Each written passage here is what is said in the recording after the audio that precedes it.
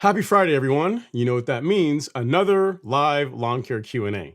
My name is Ron Henry, and I'm here to help answer your lawn care questions. Now, if this is the first time you're joining us, welcome. Super happy to have you here. The way this works is really simple. On your screen, you will see a chat box, and in that chat box, you can enter your question, concern, comment of the day, and I work through them in the order that they come in. Now, sometimes I have the answers, sometimes I do not, but either way, we have an awesome time talking about lawn care and sometimes life. Now, guys, as always, we're coming to you guys live as YouTube as our main platform. You can also find us on Instagram, Twitter, and Facebook. So if you guys are on Instagram, you guys are not going to be able to see any of the content that I share and stream on YouTube, but still feel free to be part of the conversation. If you have a question, I'll bounce back and forth and make sure you guys are included as well, too, because we really don't want anyone to be left out. It's a great Friday, kind of a rainy Friday here in Georgia. But you know, we will take the free water, the free rainfall when we can get it, and the lawn's looking great. I put it through some abuse this week, and it is already bouncing back pretty well. So I'll keep you guys posted on that. Some of you guys already know what I'm talking about, but if not, I've got some video to show you here during the live stream. You'll be able to see what I'm talking about. All right, so first of all, let's get the super chat out of the way. We got a super chat from Mr. Chris Stiles. Let's get that knocked out. Thank you so much, Chris. I really do appreciate the love and support. Super chat received. He says, so I'm confused. So I used a blowtorch to burn brown patch fungus out of my lawn. Did I mess up or am I okay? That's not really gonna work, Chris. That's not really gonna work. I mean, that's not the way that I would go about it. I'm not sure if it's really a question or if you were kidding or what. But really, a fungicide is what you want to use to do that. I mean, you likely didn't do any permanent damage to your grass, but as far as a better way to get rid of fungicide, get rid of brown patch in your lawn, it's better to use a fungicide. So if you are looking for granular fungicides, I'll show you a couple options here. If you prefer granular, go to the Golf Course Lawn Store, go to shop, and go to fungicide, insecticide. If you prefer granular fungicide, Headway G is an excellent choice. It's got 2 fungicides in one. If you prefer liquids, then Pillar SC is a great choice. Again, also 2 fungicides in one. So liquid, Pillar SC, granular, Headway G, and that will do a better job getting rid of and keeping the brown patch out of your lawn versus using a blowtorch to burn sections of your grass. So hopefully you're kidding, but if not, I'll give you a link here to where you can find some fungicides on the Golf Course Lawn Store, and we'll get you all squared away. Again, thank you so much for the super chat. I really do appreciate it. And you know what, Chris, because you are our first super chat of the evening, that makes you our show sponsor. So there you go. Your name in lights for whatever that means to you. Appreciate all the love and support. All right. Our next question comes from Mr. Oliver Rittam. Oliver Rittam is in the house. We got someone here on Miles UGA 13 says, LOL, Chris is burning it down. Literally, right? Literally burning it down. Literally just deciding he wants that brown patch gone. You know, I've heard of a lot of different ways of getting rid of disease in lawns, but that's a first. I've never heard of someone using a blowtorch to try and burn out sections of the grass. And again, I mean, whatever. I mean, I A for, I guess, ingenuity, trying something new, but a fungicide is a better way to go. All right, next up we got Mr. Oliver Ridham in the house. He says, happy Friday, Ron and all. Laid my 3rd PGR app last weekend. I got tip burn. Unusual because it didn't happen on the 1st or 2nd. Here are the rates. On the 1st, you started out at, these are all half rates. So you started at 0.125 ounces, which is the rate for hybrid or half rate for hybrid Bermuda grass. And then you bumped it up to 0.375 and a 3rd app of 0.375. Thoughts? So a couple of things, Oliver. So you went from the hybrid rate to straight up to half of the common rate. So the thing I would ask yourself, one, is are you absolutely certain that you have common Bermuda? If you're 1,000% sure of that, then that rate, 0.375, I mean, is the correct rate for hybrid, or for common Bermuda, but you may try reducing it slightly. You know what I mean? So a good example, with hybrid, the rate is 0.25 on the low end up to just under 0.40 on the high end. I spray at the low end and I get great results with that. So for your particular lawn, you might find that backing that rate off a little bit, maybe spraying, maybe next time, maybe you spray a 1/4 of an ounce. So maybe you spray 0.25 ounces next time and see how the lawn tolerates that and see if you don't get tip burn from doing it. So the things that I'm thinking that jump out is, one, is a pretty big jump from 0.125 to 0.375. That's a big jump as far as rate. And then second, are you absolutely certain that the grass that's in your lawn is common Bermuda? If you're not, and it's hybrid, then you're overdoing it. And the fact that it happened on your 3rd app kind of leans me towards that. So if it were me, I would back that rate down. Hope that helps, sir. I mean, it stinks that happened.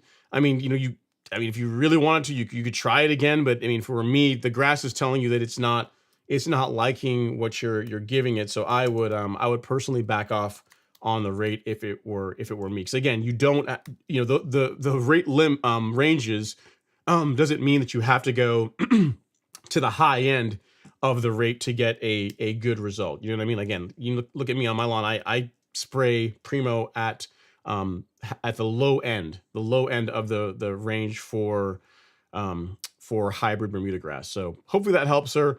I'm sorry you're dealing with that.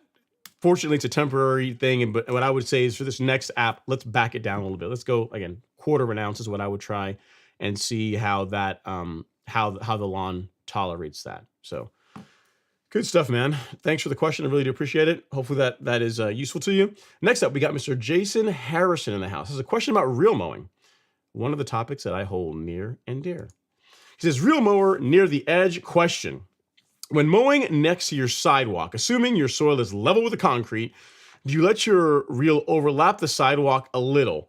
As long as there's no danger, Jason, of the reel like nicking the concrete, like there's no chance that's going to happen, you could do that. In my case, my sidewalk is lower than my grass. So for example, if this soil test kit were my grass, my sidewalk sits about like that. So when the reel hangs over, there's just no chance that I could ever, that I can ever catch concrete or nick a reel or cause damage. If you're certain that you can do that safely to where, you may think it's even, but really just the grass is a touch higher, then yeah, I mean, it's a way of getting a more even cut. Because if you don't do that, what you're going to find is you're going to have to back away from the sidewalk, and it's going to leave an inch and a half of grass that's uncut. And you have to go back with that with either a string trimmer, which doesn't do the best job, or you with rotary scissors to really get that nice manicured look. So if you're able to hang the mower off just a touch and safely do so, that's going to produce a great cut without having to break out rotary scissors to get that manicured look when you're done. So hope that helps, sir. It largely depends on what we're talking about. The big thing, and take it from someone that's actually done it, all right? Mowing concrete, if you try and mow concrete with your real mower, it's not going to work out too well. Especially if like the edge, like if you're going over the middle, it's not going to be as bad. But really, if the edge of the reel catches like nicks or catches concrete, that does a lot of damage. With my Greensmaster 1600, I did exactly that. I mean, the swale area between Alex and me, the driveway that's there, the concrete and the turf are pretty close. The grass is still a little bit higher, but as I was going off, I just got a little bit too close to the concrete. Literally, the edge of the reel like bit into the concrete, and it just destroyed the reel and bed knife. So be careful with it. I mean, unless you've got a good half an inch, unless your turf is quite a bit higher, I don't particularly think that the juice is worth the squeeze. It's not worth the risk. You know what I mean? So on my lawn, I can do it all day long because my vanity strip, my sidewalk, my driveway, the lawn is a good, I don't know, maybe an inch higher. So that works out well for me, and only you can know. If you want to send me a picture in the academy, so if I know you're a Golf Course Lawn Academy member. If you want to send a picture to the group and show us what you're working with, I can give you better advice saying I might do that or I might not do that. But the big thing is the time that you will like. In other words, when in doubt, don't do it, because damaging a reel is a lot more expensive than taking the extra 5 minutes or so to get out a trimmer and just clean up the edge. So hope that helps, sir. Again, take a picture of it, send it to the academy whenever you get a chance, and we'll take a look and get you all squared away. And you said you are in South Bend. I guess you're in Indiana, huh? South Bend, Indiana, away for a week. Weather has delayed the leveling project. Looking forward to getting a fresh cut in tomorrow. Nice. Well, travel safe getting back home, sir. And again, keep us posted if we can help with anything else once you do get back home. Jackie Bear's in the house. He says, Ron, it's getting hot in DFW. Happy stream, sir. I holler. Thank you so much, Jackie. See, we're slowly starting to ramp up in Texas. We went from too much rain, cool temperatures. Now we're starting to complain about the heat a little bit. By June, it will be, the comments from Texas will be, why have we been forsaken? There's no rainfall. All the lawns are burning up. It's a constant thing that happens every year. So Jackie's starting to set us on that trajectory. Vahid Navi's in the house. He says, hey guys, happy Friday, with the Canadian and American flags. What's going on, Vahid? So here's a question. He says, I want to know, how can I manage my granular fertilizer and liquid fertilizer for, and there's nothing else. I said, how can you manage your granular and liquid fertilizer? So if the question is, how can you use a combination program where you're using granular and liquids, the thing that you really want to pay attention to, Vahid, is the total amount of nitrogen that's going into the lawn every month for your particular grass type. So for Bermuda, conventional wisdom would say, a pound of nitrogen or so per month whenever the grass is actively growing. I tend to go below that. So I sit around 0.7 to 0.8 pounds of nitrogen. And I split that up between the granular and liquid inputs. So for the granular, I get about half a pound of nitrogen. So about 2/3 of the nitrogen demands for my grass for the month. And then I supplement that with liquids. So in my case, the 901C carbon kit, that's a great option. And I spray that at low rates twice per month. For some of you guys that want to use a different fertilizer, soon you'll be able to get, I think I got a bottle here to be able to show you guys what the bottles actually look like. Soon you'll be able to get this, which is the Golf Course Lawn Blend 22-3. You'll spray this at like 6 ounces per 1,000. Each time that's going to put out a 1/10 of a pound of nitrogen. So you could spray that every couple of weeks. So the big thing is, between your granular and liquid fertilizers, you want to make sure that you're not overdoing it on nutrient inputs. So particularly with nitrogen, you don't want to push too much growth. And as long as you do that, you can play with having both of them. The reason why I think it's worth doing and something I've done on my lawns for years, are doing like a spoon feeding program, is that granular is better, I find, for long-term feeding and also for building up nutrient levels in the soil, right? But as far as keeping the color consistent and the growth consistent over the course of, say, a month or a 6-week period, having some liquid fertilizer in there during that period really does make a big difference. So that's why I say, granular, heavy lifting. In my case, I use Humic Max at 3 pounds per thousand, which does half pound of nitrogen once a month. And then every 2 weeks, I spray the 901C carbon kit and the golf course lawn micronutrient blend. So this is what I've been testing this since last year. This goes in the tank along with the 901C carbon kit. So play with it. I'm not sure what you have access to. I think you're in Canada. I'm not sure what you have access to in Canada. If you want some help and you want to drop me a line saying, hey, this is the fertilizers I have and how would you mix and match these? Send me the label. Don't just send me like the brand of it. So you can send me the label. It's going to save me some time, and I'll be able to tell you how I would use those two to get a good result on your in your lawn care program. A big benefit too, outside of this, you didn't ask this, but another benefit of doing a spoon feeding type program where you use granular once a month and liquids every 2 weeks is if you're using growth regulator, something like Primo Max, which I adore. You can mix this in with your fertilizer app. So you're killing more than one bird in one stone. So you're feeding the lawn, and you are also getting your PGR app in. So it just saves time. So hope that helps, sir.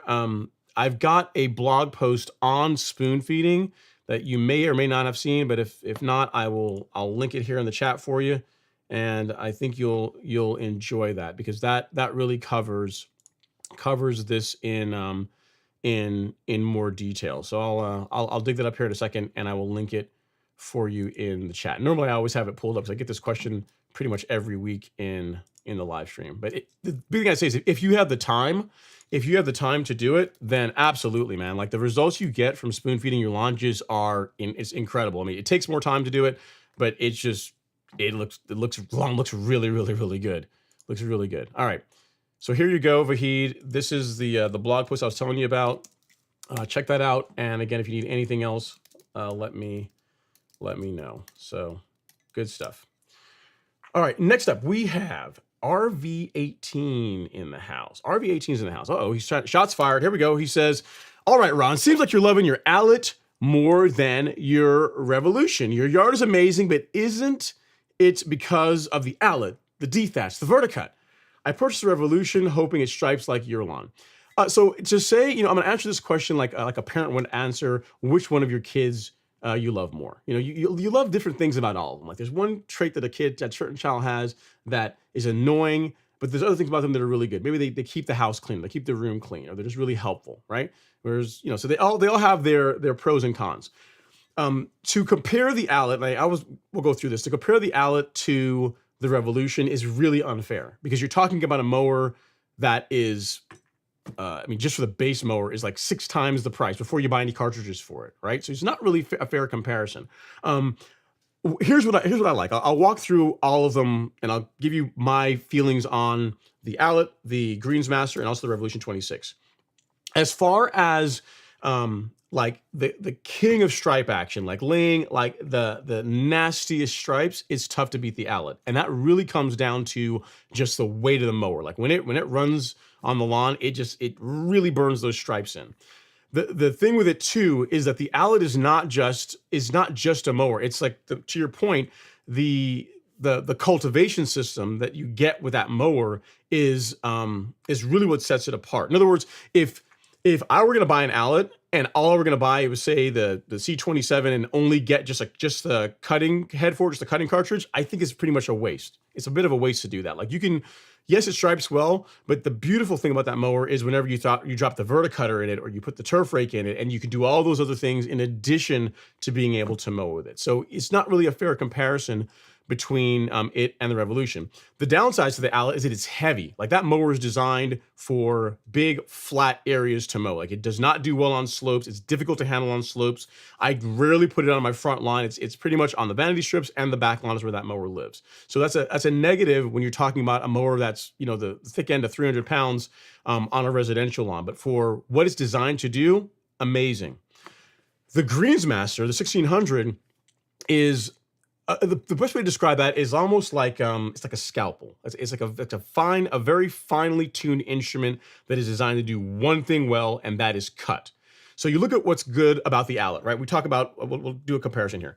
With the Allet, you want to adjust the height of cut. There's two knobs, and it's I think it's 2/10 of an inch increments each time you turn the turns. You turn it, and it locks into a D10, and you've just raised or lowered your height of cut by 2/10 of an inch. Really simple, really easy. No pain, no fuss, really easy, right? The Greensmaster is not that way. Because it is a precision tool, you get out there with an AccuGauge or a bar and a screw, and you set your height of cut, and then you lock that in. The positives to that is that it doesn't move, right? So if you set the mower up properly, where it's 0.75 inches on both sides, like that is the cut you're gonna get. Like it's gonna maintain that throughout the entire season. It's not gonna move. So it's as far as the best cutting mower to where like it's always like dead nuts consistent every time. The Greensmaster is tough to beat. I mean, as far as like, again, the king of cut is tough to beat a Greensmaster 1600 or a John Deere. I don't have a John Deere, but I imagine they're pretty much the same way. Like they're designed to produce the best possible cut of turf grass. And if you're fine with that and fine with dealing with the downsides of having a machine like that, then it's great. Now, the downside of a Greensmaster 1600 is the fact that changing the height of cut is not a simple thing to do. It's not like just turning two knobs on the Allet or turning one knob, one adjustment on the Revolution. It's a little bit more theater involved, right? You have to go get at the AccuGauge, and something that you have to kind of enjoy doing.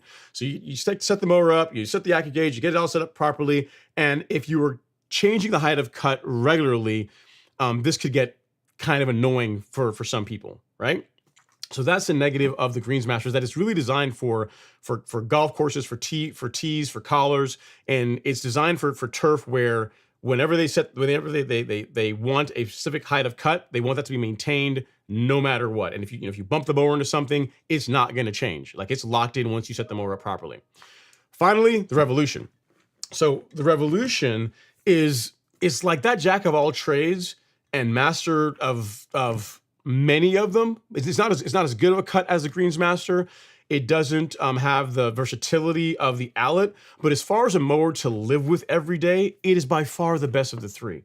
Like if you could have one mower and having the cultivation cartridges like verticutting and turf raking were not a super big priority, then the Revolution is a great choice because it stripes really well. You've got that rear drum, so it stripes well. It is easier to maneuver. Like for example, whenever I use the Allet, even though the machine does a lot of the work if you are running it properly, and the Greensmaster is very much the same way, when you pick up the Revolution, when you go from either one of those mowers, from the Allet to the Revolution or from the Greensmaster to the Revolution, it feels a lot more maneuverable. Like if you want to get into tight spaces, it's easier to work with, easier to move around. Like I can mow around my mailbox with the Revolution because it's more nimble. I would never try that with the Allet. I would never try that with the Greensmaster. It's just not going to happen. It's just too unwieldy to be able to precisely control that way. For climbing on a slope, the Allet is the Revolution is the best of the three. So going up a slope lawn, it's the best. It climbs better than the Revolution. Than the Greensmaster, and definitely better than the Allet. So it's they're very different machines. And to be fair, it's not fair to compare them because the Revolution 26 brand new is less than $3,000. Which is a bargain. It's a steal. Like it's almost, I mean, say it's criminal, but it's amazing that Real Rollers can sell that mower for that price because it's by far the best deal out of the three mowers I mentioned. You got to remember, a brand new Greensmaster is $15,000-$16,000. An Allet C27, I think now they're like 18 or 19 grand before you buy batteries and a charger and a verticutting cartridge is like $4,000. In other words, you're comparing things that are like by the time you have an Allet fully outfitted with everything, you're talking easily $30,000. So it's not really fair to compare that to a mower that is a tenth of the price. You know what I mean? But for what it's designed to do, man, the Revolution is a bargain. It's a great mower. It cuts really well. There's not a lot of difference between it and as far as cut between it and the Allet as much. And it's just, if you're in the market, you got $3,000, you're trying to buy a brand new real mower, the Revolution is where I would spend my money. So hopefully that helps. Now, having said that, well, I'll show you. One of the things I was going to talk about was around like verticutting, something I did here this week on the lawn, because it's starting to get a little bit thick, and I wanted to have the lawn looking its best for Memorial Day weekend. So instead of waiting till the end of the month to do it, I did it a couple of weeks early. So this video here, you guys have probably already seen this in a short, but this is all the material that came out of the lawn. This is just the back lawn from the verticut, turf rake, and mow. So it was a verticut, that's the sequence, a verticut, a turf rake, and mow. And if you look at the lawn, you really don't see a lot of abuse, right? You can't tell too badly that it's been through all that, because the big thing is you want to go light whenever you are verticutting or whenever you're turf raking. At least that's what I do, because I find that there's no reason to introduce that extra trauma to the turf. It takes it longer to recover, and it just looks better if you go lighter. So if we go here, this is the direction that I actually did the verticut, the turf rake, and then when I did the cleanup cut afterwards, that I did it in. If you look at the color that comes out of the lawn after you do that, you would think that it would look worse. But really, if we go back to the beginning of this video, like all the stuff, the debris that was in the trash cans is all the brown, dead, like garbage, the stuff that takes away, detracts from the color of the lawn. So we continue playing here. You can see how vibrant and how just gorgeous that green is that you get after cleaning all that trash, all the debris out of the lawn. So that is something. So here's an example. That's something that only the Allet or whatever system you're using for verticutting and turf raking will be able to produce. Like, you will never be able to produce a result like that strictly with the Greensmaster or strictly with the Revolution. So it's not fair to compare them. They are like the Allet is like a Swiss Army knife. That's whole job is to keep the turf clean and stripe like nobody's business. The Greensmaster is the king of cut, and then the Revolution does it all. It does it all, and frankly, the easiest to live with. So there you go, RV18. There's my dialogue as far as the different mowers, and it's not fair to compare them. So hopefully that helps, sir. If you need anything else, let me know.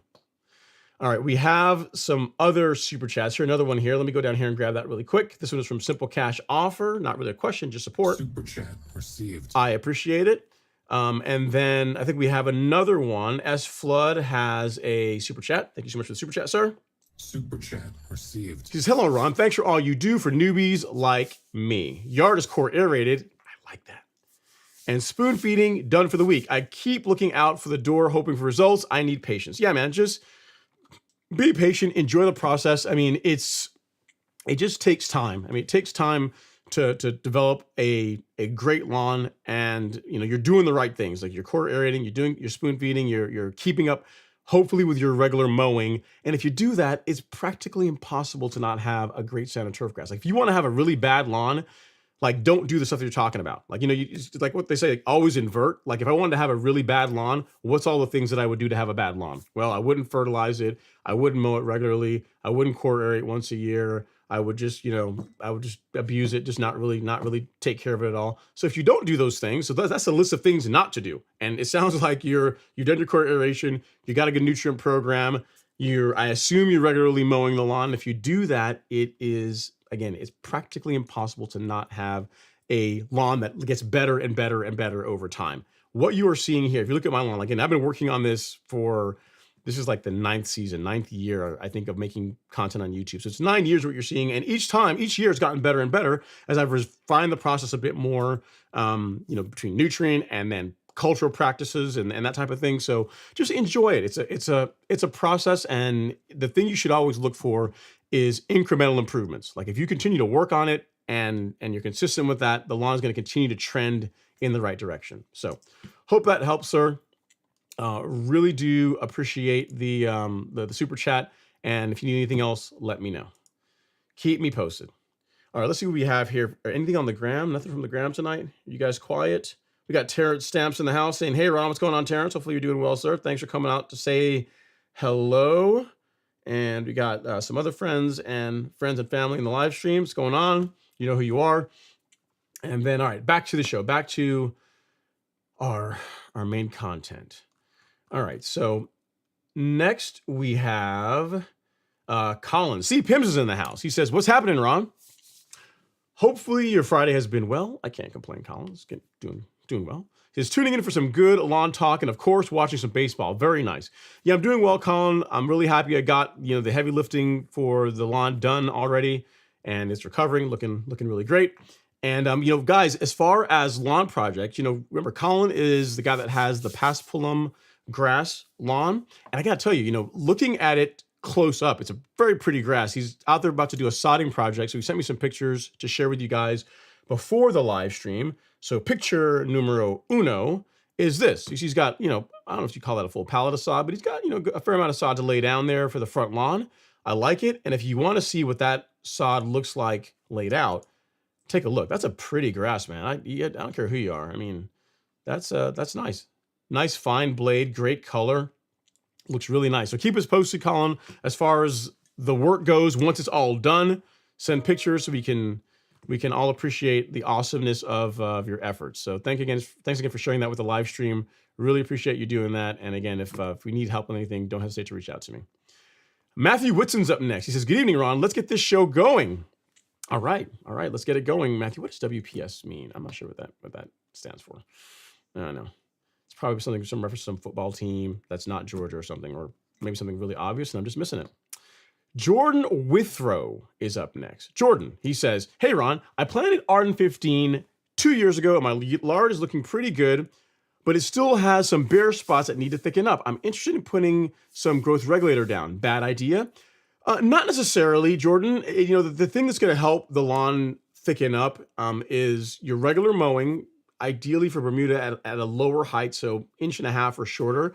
And then if you're using growth regulator, that's also going to promote lateral spread. So between those things, yes, that's going to help your lawn to thicken up. And obviously, I'm assuming that you're feeding the lawn properly, and if you're doing that, those all those things put together with time is going to help, any thinner areas fill in. And yeah, I would absolutely do that. What I would not do is just get out there and, spray Primo and just expect that by itself is going to fill in bare spots. Really, like I said, it's a good nutrient program, regular mowing at, a lower cutting height, and then growth regulator absolutely helps as well. So hope that helps, sir. Again, if you have pictures of the lawn, or if depending on what you're dealing with, I can give you a bit more guidance. But I mean, based on what you're describing, it sounds like a good, solid plan to me.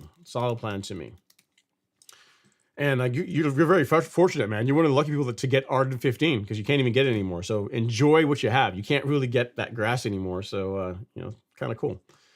It's vintage. It's vintage now, right? I guess you'd consider it. Chris is crying. He's upset. Chris, it's going to be okay, man. I mean, look, here's the thing. I'll tell you, the only areas where I would say a propane torch could have some merit in your lawn care program is if you're trying to kill weeds or burn weeds that are in, like, say, the sidewalk cracks or things like that. For that, sure. But actually on your lawn, I'm going to say no. I mean, there's people that burn their lawns in the late winter, when their grass is dormant instead of having to scalp. If you want to do that, that's on you. But once the grass is green, it's looking its best. If you got a lawn that's looking like this, I would not use a blowtorch on the lawn to try and get rid of disease problems. Just not the way to go about it. Fungicide is a much better approach, and live and learn, man. You did it once, you want to do it again. All right, next up is Jake Pierley. He says, "Yo, Ron, I sent you a picture of my 419 with an over app of PGR. Why on earth? Why do you over apply the PGR, man? Why would we do that? Why do we over apply PGR?" He says, "Finally starting to come back with all this heat. Lesson learned." I don't know if I have a picture of anything from you, Jake. I'm looking here at my email, and I don't see anything that's popping in as yet. So if you can send the email, I can take a look. So I can take a look, I guess, after the show, but I don't see anything with your name on it, named Jake, from you here recently. So try again. Again, my email is ron@golfcourselawn.com. So I'll be here for a while. So if it comes in, we'll see if we can get it on the show. All right, next up is Chris. He says, "I'm being serious." Okay, fine. I get it. You're being serious. It's okay. You're among friends here. We all know about the torch on the lawn for the fungus control. It's okay. We're just we're not gonna do that again, right? It's kind of like me. Listen, we all do silly things. I've spilled fertilizer on my lawn and burnt my lawn. I've run over concrete with my greensmaster and done. We've all done silly things at some point. If you're in the lawn care game long enough, you're gonna make a mistake. yours just happened to involve fire, which is fine, but we don't have to do that again. So, live and learn, man. It's no big deal. No big thing. You're among friends here. We all get it. Lewis P86 is up next. He says, "What's up, y'all? Outside, the rain is applying hydrotane." Nice. That's cool. Very cool, Lewis. You can't beat that, right? Free water as far as getting the hydrotane into the soil. Cannot beat that. Cannot beat that. All right, we have, next up, we have a question here. This comes from Instagram from Follow Rob Thomas. He says, "Happy Friday, Ron. No mowing tonight with rain, and more rain in East Central Ohio." You got to be careful, Rob, when you use the R word. There's people from Texas in the live stream, and they're going to not be getting that here soon, so just be more sensitive, okay? Anyway, we'll continue. "I'm going on day 5 without a mow, and I'm not looking forward to the next mow. Hopefully I don't lose too much color." So a couple ways you can go about this is you could start higher and just work your way down. So say you're maintaining the lawn at, I don't know, say you're maintaining it at 2 inches, and now it's at like 3.5, 4 inches. You may not want to go all, take it back down to 2 all in one go, because you will likely lose color. If you want to keep the color as you slowly step it back down, you can start at your current height and just, over the course of a few mows, work your way back down. It really depends on you as far as like how patient you want to be and how much having some temporary discoloration is going to bug you. It just really depends on you. But no big deal, man. Keep us posted as far as how it works out for you. All right, next up, we have a super chat. This one is from Redfish Ray. Let's get down there and grab that really quick. Super chat. Super chat received. He says, "I am wanting to get rid of my St. Augustine and go with Bermuda. How can I prevent my neighbor St. Augustine from creeping into my lawn? Do you know of any barrier?" It's not going to be easy, Redfish Ray, because St. Augustine spreads above ground and also via rhizomes, also via the root system as well. So you could if you can put like a physical barrier 8 to 10 inches between your neighbor's lawn and your lawn, that will slow it down. What you can do to keep it out, though, is just use a selective herbicide like quinclorac. So you got to be careful with this, because you don't want to, like, if this is something that gets in your neighbor's lawn, you're going to damage their lawn. So you're going to get a selective herbicide like quinclorac, and you use like a piece of cardboard between your neighbor's lawn and your lawn to spray in between there, and that will, that'll knock out the St. Augustine grass while leaving the Bermuda alone. You know what I mean? So that, if you want to use the herbicide approach, quinclorac is the way to go. If you're going to go with a physical barrier, it's going to have to be 8 to 10 inches. And again, that's not going to be 100%, but that will slow down how quickly the St. Augustine gets over into your Bermuda lawn. And again, you can always use quinclorac to clean up what does get through, because Bermuda tolerates it really well. St. Augustine and centipede do not. So as far as a way to selectively remove St. Augustine from Bermuda, quinclorac is the way to go. Thank you so much for the super chat. If you wonder what I'm talking about, I'll show you where you can find it on the Golf Course Lawn Store. If you go to shop and then weed killer, and you scroll down, you will find this, which is quinclorac. Comes with a handy dandy measuring cup, and this is what you'd want to use to selectively remove St. Augustine out of a Bermuda grass lawn. So I'll send a link your way here in the chat. Redfish, yep, don't worry, you don't have to spell it, because I got you covered. I knew you were going to ask that. You're going to say, how do you spell it? There you go. You don't have to spell it. You can just click on the link and it'll take you right there. That's what you're going to want to use to, but again, you have to, this is not optional. You must use some kind of a physical barrier between your neighbor's lawn and your lawn when you're spraying this stuff. So if we use we'll use the My Soil Test Kit as our prop. If your neighbor's lawn is over here and this is your lawn over here, as you're spraying, you're going to want to have a barrier, like a piece of cardboard between your neighbor's lawn and your lawn, so you're only spraying your stuff. You're only spraying your lawn, because if you have any kind of drift and it gets on your neighbor's grass, it's gonna damage it, and they're not going to be too happy with you. So be careful whenever you're using that along the border between your neighbor and your lawn. So hope that helps, sir. Sent you a link there in the chat as far as where you can pick it up. And again, thank you so much for the super chat. I really do appreciate all of the love and support. Next up, we got another super chat. This one's from Tank, Texas. Super chat received. I just like saying that. It sounds cool. Tank, Texas. He says, "I'm in Crowley, Texas, and I've been getting about 1 to 3 inches of rain for the past month." There, I stand corrected. You guys are still getting plenty of rainfall. I am loving it, but not looking forward to the summer droughts. So yeah, enjoy it while you can. What I would say too, Tank, is if you've not started using Hydrotain or some kind of moisture manager in your lawn as yet, consider doing that because it's really going to help when mid to late June gets here, which is like a month out, and you're not getting as much rain. Is going to help your lawn tolerate those drought conditions better. So don't wait until June, July to start applying a moisture manager. Like do it now. Like now's the time to introduce a moisture manager like Hydrotain, like Foreplay, like if there's other ones out there as well too, but those are the ones that I'm most familiar with. And again, they are worth their weight in gold, especially when you have like watering restrictions and things along those lines to help keep your lawn looking its best. So I'll drop a link there in the chat as far as where you can find those on the Golf Course Lawn Store. And if you need anything else, let me know. All right. Next up, we have Serge. Serge is in the house. He says, happy Friday. I seeded a hybrid Bermuda 7 days ago. How did you do that? Most Bermuda is not available most hybrid Bermuda is not available to seed, but whatever. I digress. 7 days ago, and I'm getting lots of seedlings, and they're sprouting in a red-purple color. Am I overwatering it? Never seen this before. No. You mean, I'm not sure how much water you're putting on the lawn. I will tell you that common Bermuda leaves can have like a purplish color to them. So again, if you're growing Bermuda from grass seed, it's highly unlikely that it's hybrid. It's more than likely an improved common.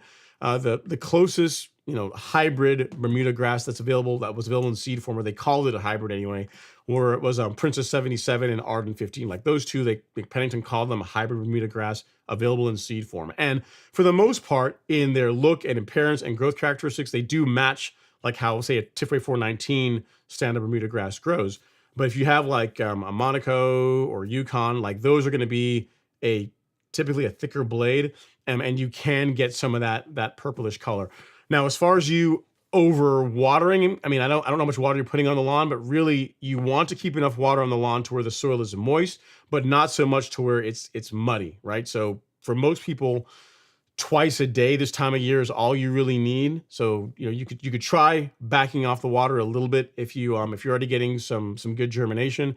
But what you are describing, I've seen that in common Bermuda grass as well. So you can back off on the water a little bit, but common Bermuda will often exhibit that. It could be a disease thing too, but I kind of doubt that with a brand new lawn. It's more than likely that what you think is hybrid is really an improved common. And what you'll find is when it starts to grow in, and you start feeding it and mowing it, like the color will even out. It'll become more just green. It'll stay more green in color instead of that purplish tinge that you can get with young common Bermuda. So, like for example, on my lawn, I have a couple areas where there's some common in it. And at the beginning of the season, like now you don't really see it, but at the beginning of the season, as the lawn's transitioning out of dormancy, like those areas will have, it's similar to what you're describing. Like the tips of the grass will have like a reddish purplish tint to them. And then once I start feeding the lawn, and then once I also start using growth regulator, then it evens out and it looks good. And again, I can see it because I stare at the lawn all day. Most of you guys wouldn't be able to easily point out where I've got some common in my lawn. So that's what it sounds like to me. Hope that helps, sir. Back off the watering a little bit and just enjoy the process. All right. Next up, we have Sunset Bay Golf. He says, I just put 6 bags of complete on our 12 greens and it's looking better already. What should I use for top dressing now that the greens are being waxed on? Thanks, Ron. So if it's truly a golf green, sand. Like you're gonna want to just sand on a green, right? Because you're using like on a green, because you are you're feeding it and they can tend to get that more thatchy. A lot of times when you core aerate and you use sand, you pretty much are using sand to dilute a lot of the organic material that tends to become present in green. So if it's truly a green, you can just use straight sand. Sand is what I would go with. Ideally, a screened sand, so masonry sand, river sand. If you get your hands on some USGA sands, can be more expensive, like the stuff they actually use on that have the particle size that the UGA specifies that's appropriate for golf greens. If you can find that stuff in your area, that would be best. But if it's truly a green, I would not do what I recommend for most residential lawns, which is like a 70-30 blend. I would just do just straight sand, because you're going to be spraying your fertilizer and you're using like the 14-7-14, which is again a very fine prill. You're going to be feeding it that way. So if you want to keep the greens firm, not getting spongy, using just straight sand is a better way to go. And I'm not sure where you are to what you have access to, but just call a local golf course and say, hey, I'm looking for, I don't know, 2-3 yards of sand to be able to, to take care of 12 greens, and that you'll like the results that you get with that.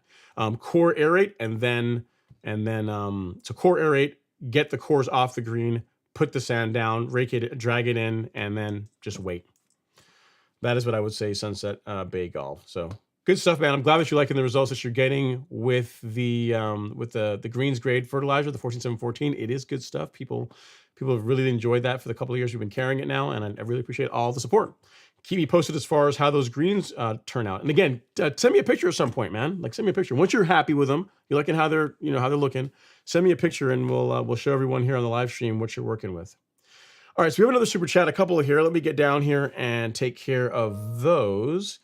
Next up, we got Tank Texas, another super chat. He says, thank you, sir. I'm actually applying it right now, LOL. So he's putting down a moisture manager now. Good man. You're getting ahead of it. I like it.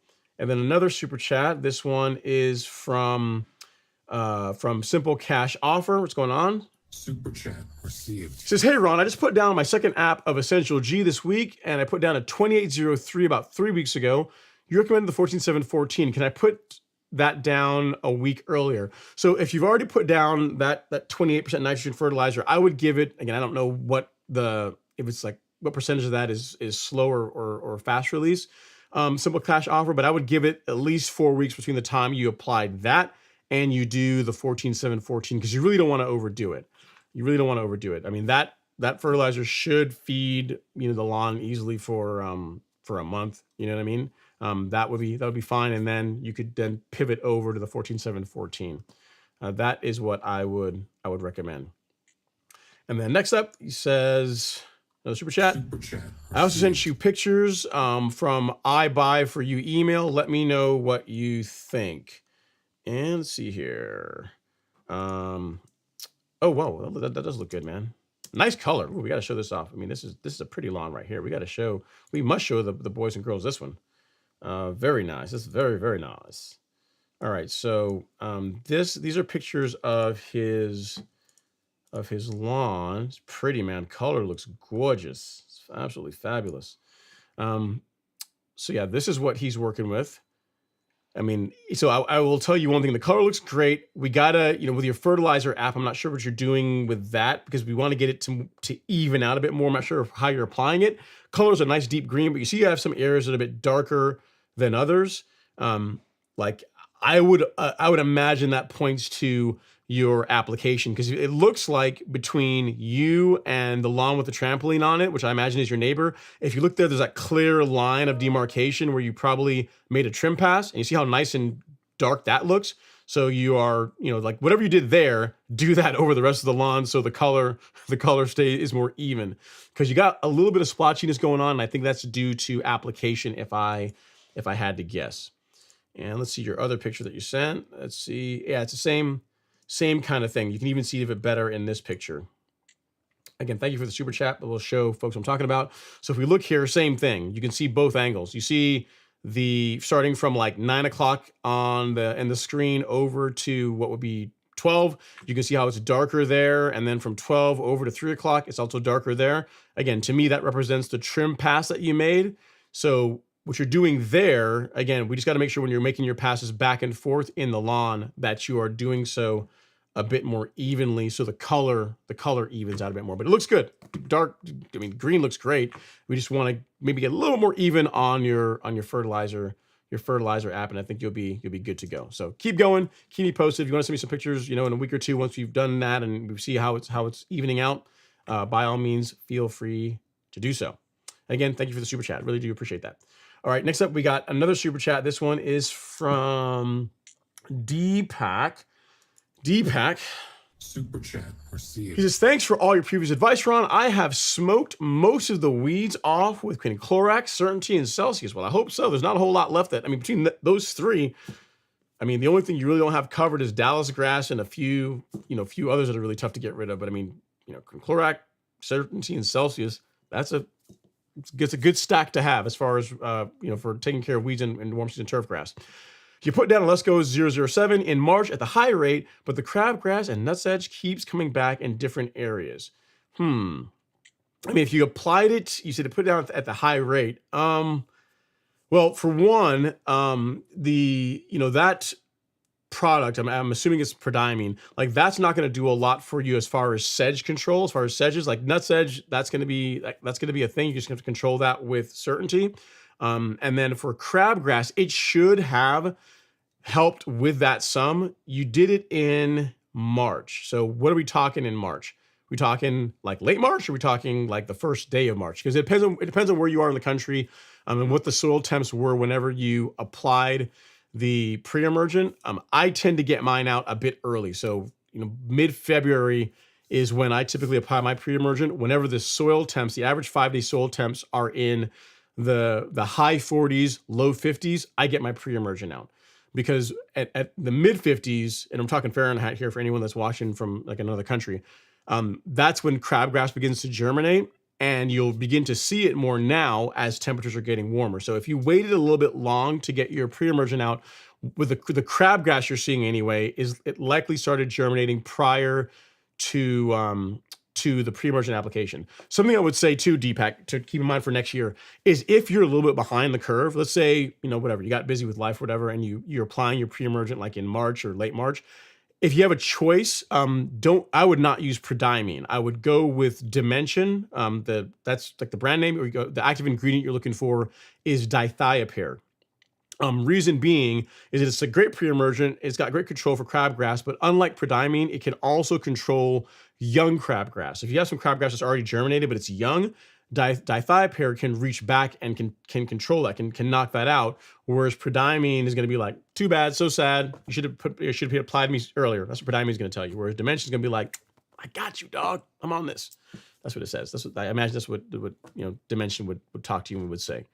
So I don't know which of those two is in the 007, because I think Lesco has a product that has both active ingredients. But if it was prodiamine, you just probably were a little bit late on your application. And in which case, all you're going to do is just use quinclorac to manage it. Just use quinclorac and surfactant to knock out the crabgrass. So hope that helps, sir. Again, sorry you're dealing with that, but again, you got a great stack there for cleaning that up. And again, I appreciate the super chat. So hopefully that's useful for you. All right, next up, we have Jonathan Camardo. Jonathan Camardo. He says, backyard is half destroyed due to dogs running on it all winter. That's not good.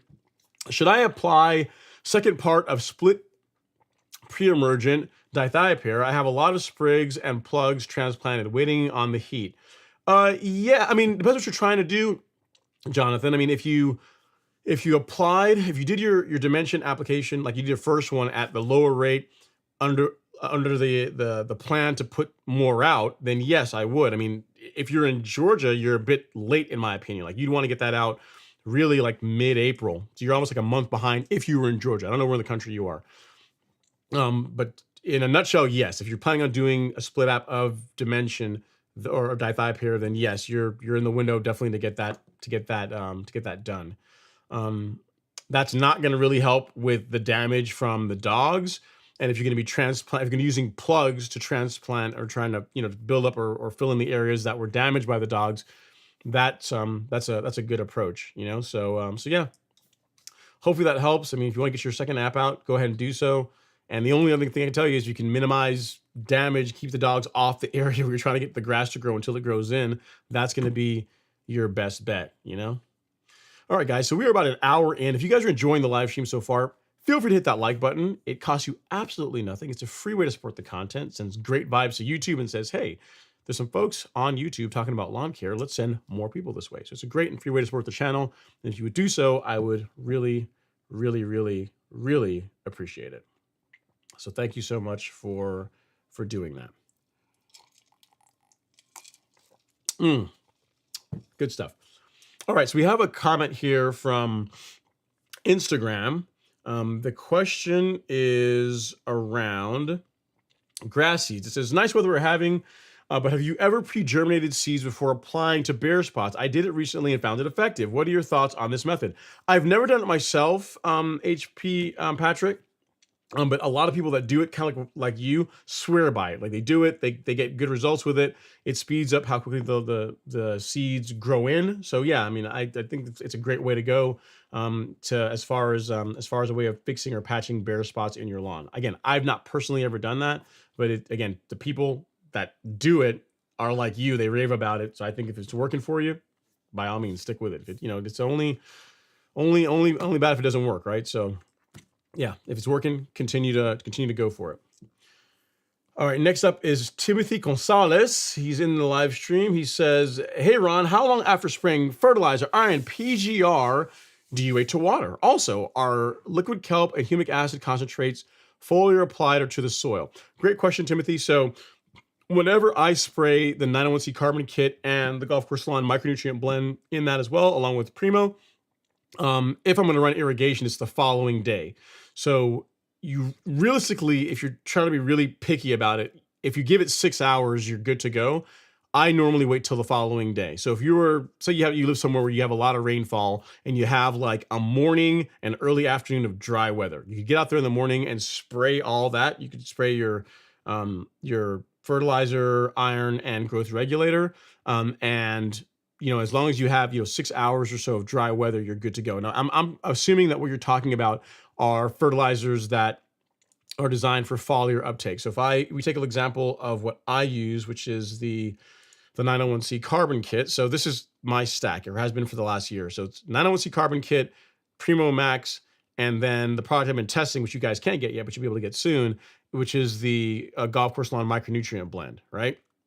All those products are designed for foliar uptake. They all mix nicely together.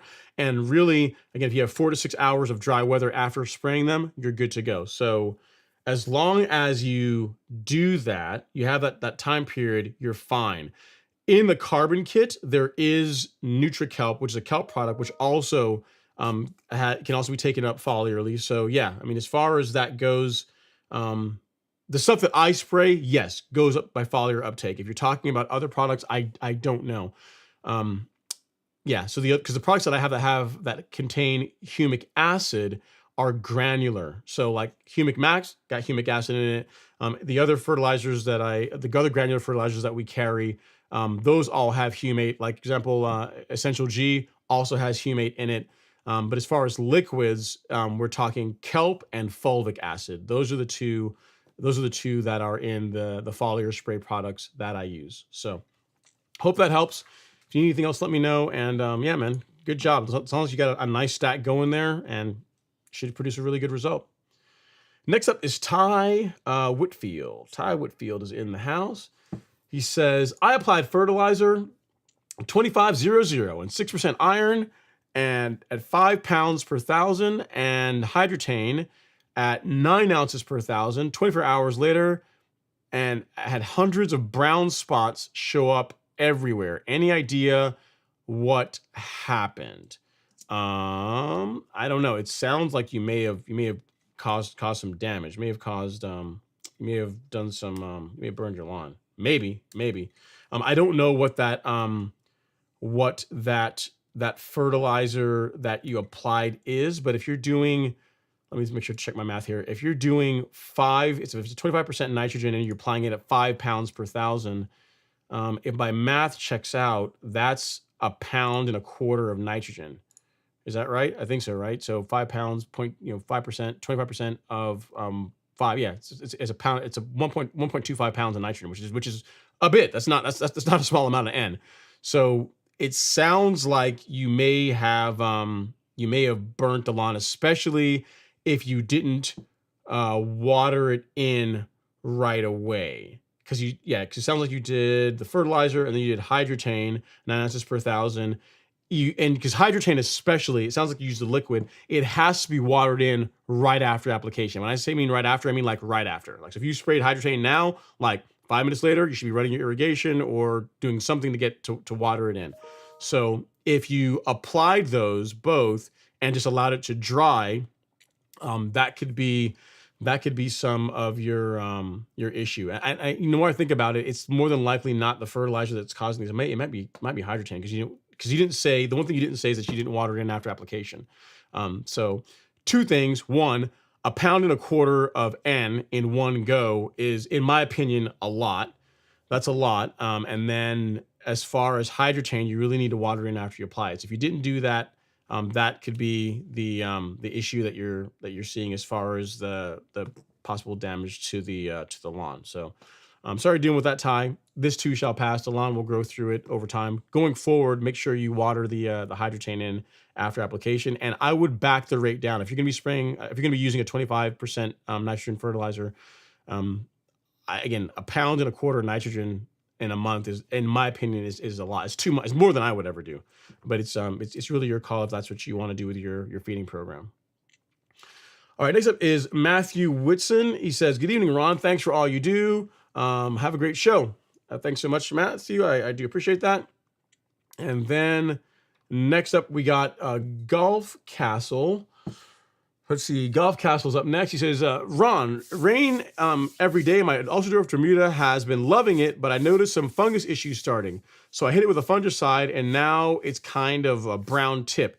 Is it rain or the application?" It could be just the damage from the disease that was beginning to show up in the green, Golf Castle. So here's the thing: if you have a legitimate golf green, like not like someone that's mowing the lawn short and they just call it a green, but you have a legitimate green where you're mowing it under 0.2, right, regularly, like fungicides need to be part of something that you're regularly doing to keep it looking good. Like disease problems in greens are going to be a thing if you're not using a regular fungicide program. So like, whereas I do fungicides in like in the springtime twice, 2 months in a row. So like typically what I tell people folks is May, June, and then in the fall, October, November.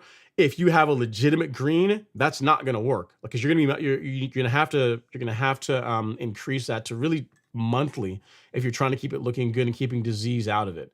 So it sounds, without seeing a picture of it, it sounds like the brown tips or the discoloration you're seeing is due to the disease. Assuming you apply whatever fungicide you used at the correct rates per the label, and you watered it in, it really shouldn't cause a lot of discoloration. It sounds like it's just a disease that's causing the problem that you're seeing. So hope that helps. Again, going forward, I really would consider like making fungicides part of what you regularly do if you truly have a green and you're treating it like a green, right? Like the lower you go, I say the lower you go, the more you have to mow. Really, the lower you go, the more you have to do. So fungicides for a green are going to be part of what you do if you're really trying to keep it looking good and keeping disease out of it. All right, next up is Todd Gleaves. Todd Gleaves is in the house. What's going on, Todd? He says, "First live stream in a few months. Good to be back. Picked up a Toro Greensmaster 1000 on a steal of a deal recently." Do tell. She got a Toro 1000. Did you send me a picture of it? I think you did.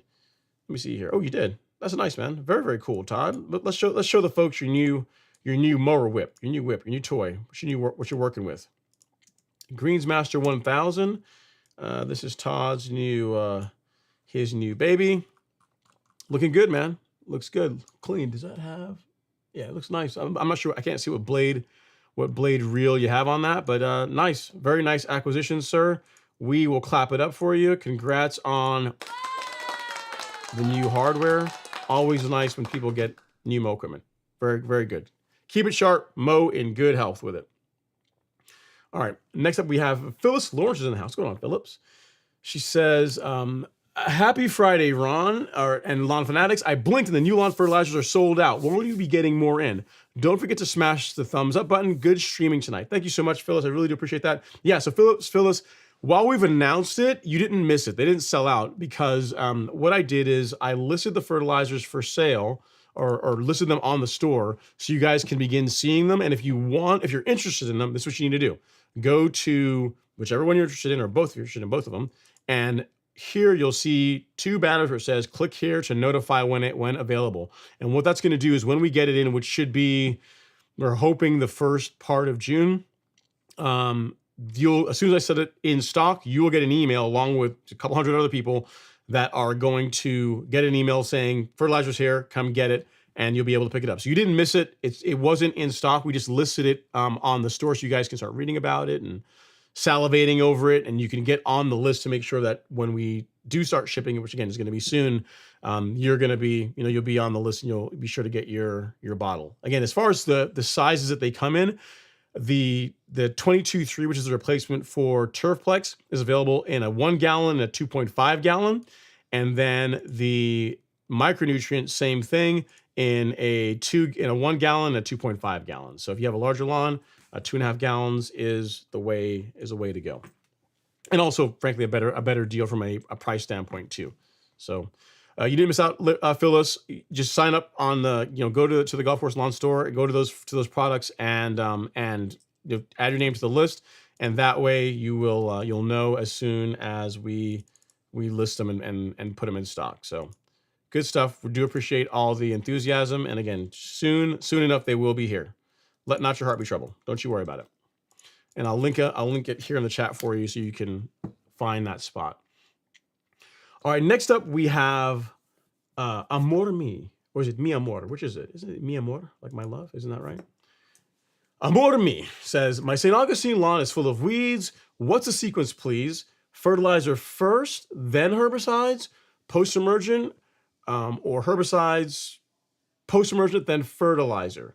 Yeah, so as far as cleaning up weeds in a St. Augustine lawn, or really any lawn, Amor Mi, you can, like, fertilizer and controlling the weeds are not two things that are really separated. So you could literally do both at the same time if you wanted. The sequence that we recommend is, clean up the weeds in the lawn, get an appropriate post-emergent herbicide. So in your case, with you having a St. Augustine lawn, for broadleaf weeds, a herbicide called Celsius is a great choice. And if you have sedges in your lawn, a herbicide called Certainty is a good choice. So I'll show you really quickly here. If you go to the Golf Course Lawn Store, go to Shop and Weed Killer. Either one of these, Celsius for broadleaves, Certainty for sedges and Poa annua. And then we also have a kit that has both. So as far as if you want like a kit that's going to cover, it's going to cover like, anywhere between 72,000 and 130,000 square feet. So you're going to have this for a while. You're not going to have to worry about buying herbicides for a long time, and is going to pretty much have you covered as far as warm season turf grass. This is what I would say to go with. You can, like I said, you can clean up weeds and you can you can fertilize at the same time. If you want to see like the little 5-step process that we recommend, easy as 1, 2, 3, 4, 5 for getting a great lawn. If you go back to the Golf Course Lawn Store, you hit Shop, you'll find this fancy little infographic that we did years and years ago that talks about at a high level, here's how you get a great lawn. Step 1 is eliminate weeds. And I just gave you the tools on how to do that. You can use, again, Celsius and or Certainty to knock out weeds in your St. Augustine lawn. The nice thing about both those herbicides, again, is that they control the most common weeds in warm season turf grass, and they don't really have any temperature restrictions. So you can use them now and also during summer months with little chance of injury to your lawn as long as you stick to the appropriate rates. The next thing, as far as which fertilizer should you use or what's the best fit for your lawn. Now, you could just guess. You could just get out there and be like, you know what? I'm just going to YOLO it and go in the Golf Course Lawn Store and pick something out and throw it down. You could do that. But really, if you want to get the best result, what you want to do is get a soil test. This is literally the best $30 that you'll spend in your lawn care program, because this will tell you about pH, like soil pH issues. It will tell you like what nutrient deficiencies you have, and it will let you know exactly what type of fertilizer. So if you go to like our fertilizer section, right? You look at this, you've got tons of different options. You got Humic Max, you got the Complete, you got, a high potassium, you got one with phosphorus. Which of these 3 is the best for your lawn? Impossible to truly know the answer to that without a soil test. So that's why soil testing is an important aspect of figuring that out. So eliminate weeds, get a soil test. When you get the results of your soil test, which are going to come in about a week via email, you'll know what fertilizer to buy. Buy said fertilizer, apply said fertilizer, And then all that's left is mowing, right? So you have a mower, whether it be a real mower or a rotary mower, make sure it's nice and sharp. Mow your grass regularly.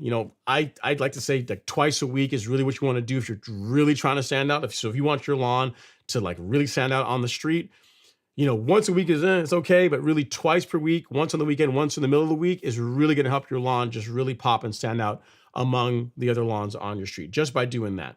And then if you do these 4 steps, like a great lawn is a byproduct of those 4 things. So control the weeds, get a quality fertilizer, apply it regularly, and mow your lawn. If you do that, it's practically impossible to not get a great stand of turf grass. So I'll send you the link, a couple of links. One, I'll send you the one to the Celsius Certainty Kit that I showed you earlier. And then I'll also send you a soil test kit, like where you can find those. Because again, it's a thing you have to do once in the season. And once you have the answers, now you can pick an appropriate fertilizer. Whether you get it from us or somewhere else doesn't really matter. I mean, we're free to get it from us, but if you decide you want to go get something else, that's perfectly fine. But you really want to get a fertilizer that matches what the deficiencies in your soil are to get the best result, And then, so that's for your herbicides to take care of that. And then next up is your soil test kit. And I'm going to send you the one that has the probe tool so that makes it easy for you to get your samples. And there you go. So hopefully that helps you. And literally, if you wanted to, you could do them. If you really wanted, you could do them technically on the same day. So if I were sitting there with a soil test kit and the herbicides, I would get out and get my samples, right? And then send those out. And then you can spray the herbicides to control the weeds, to clean up the weeds in your lawn.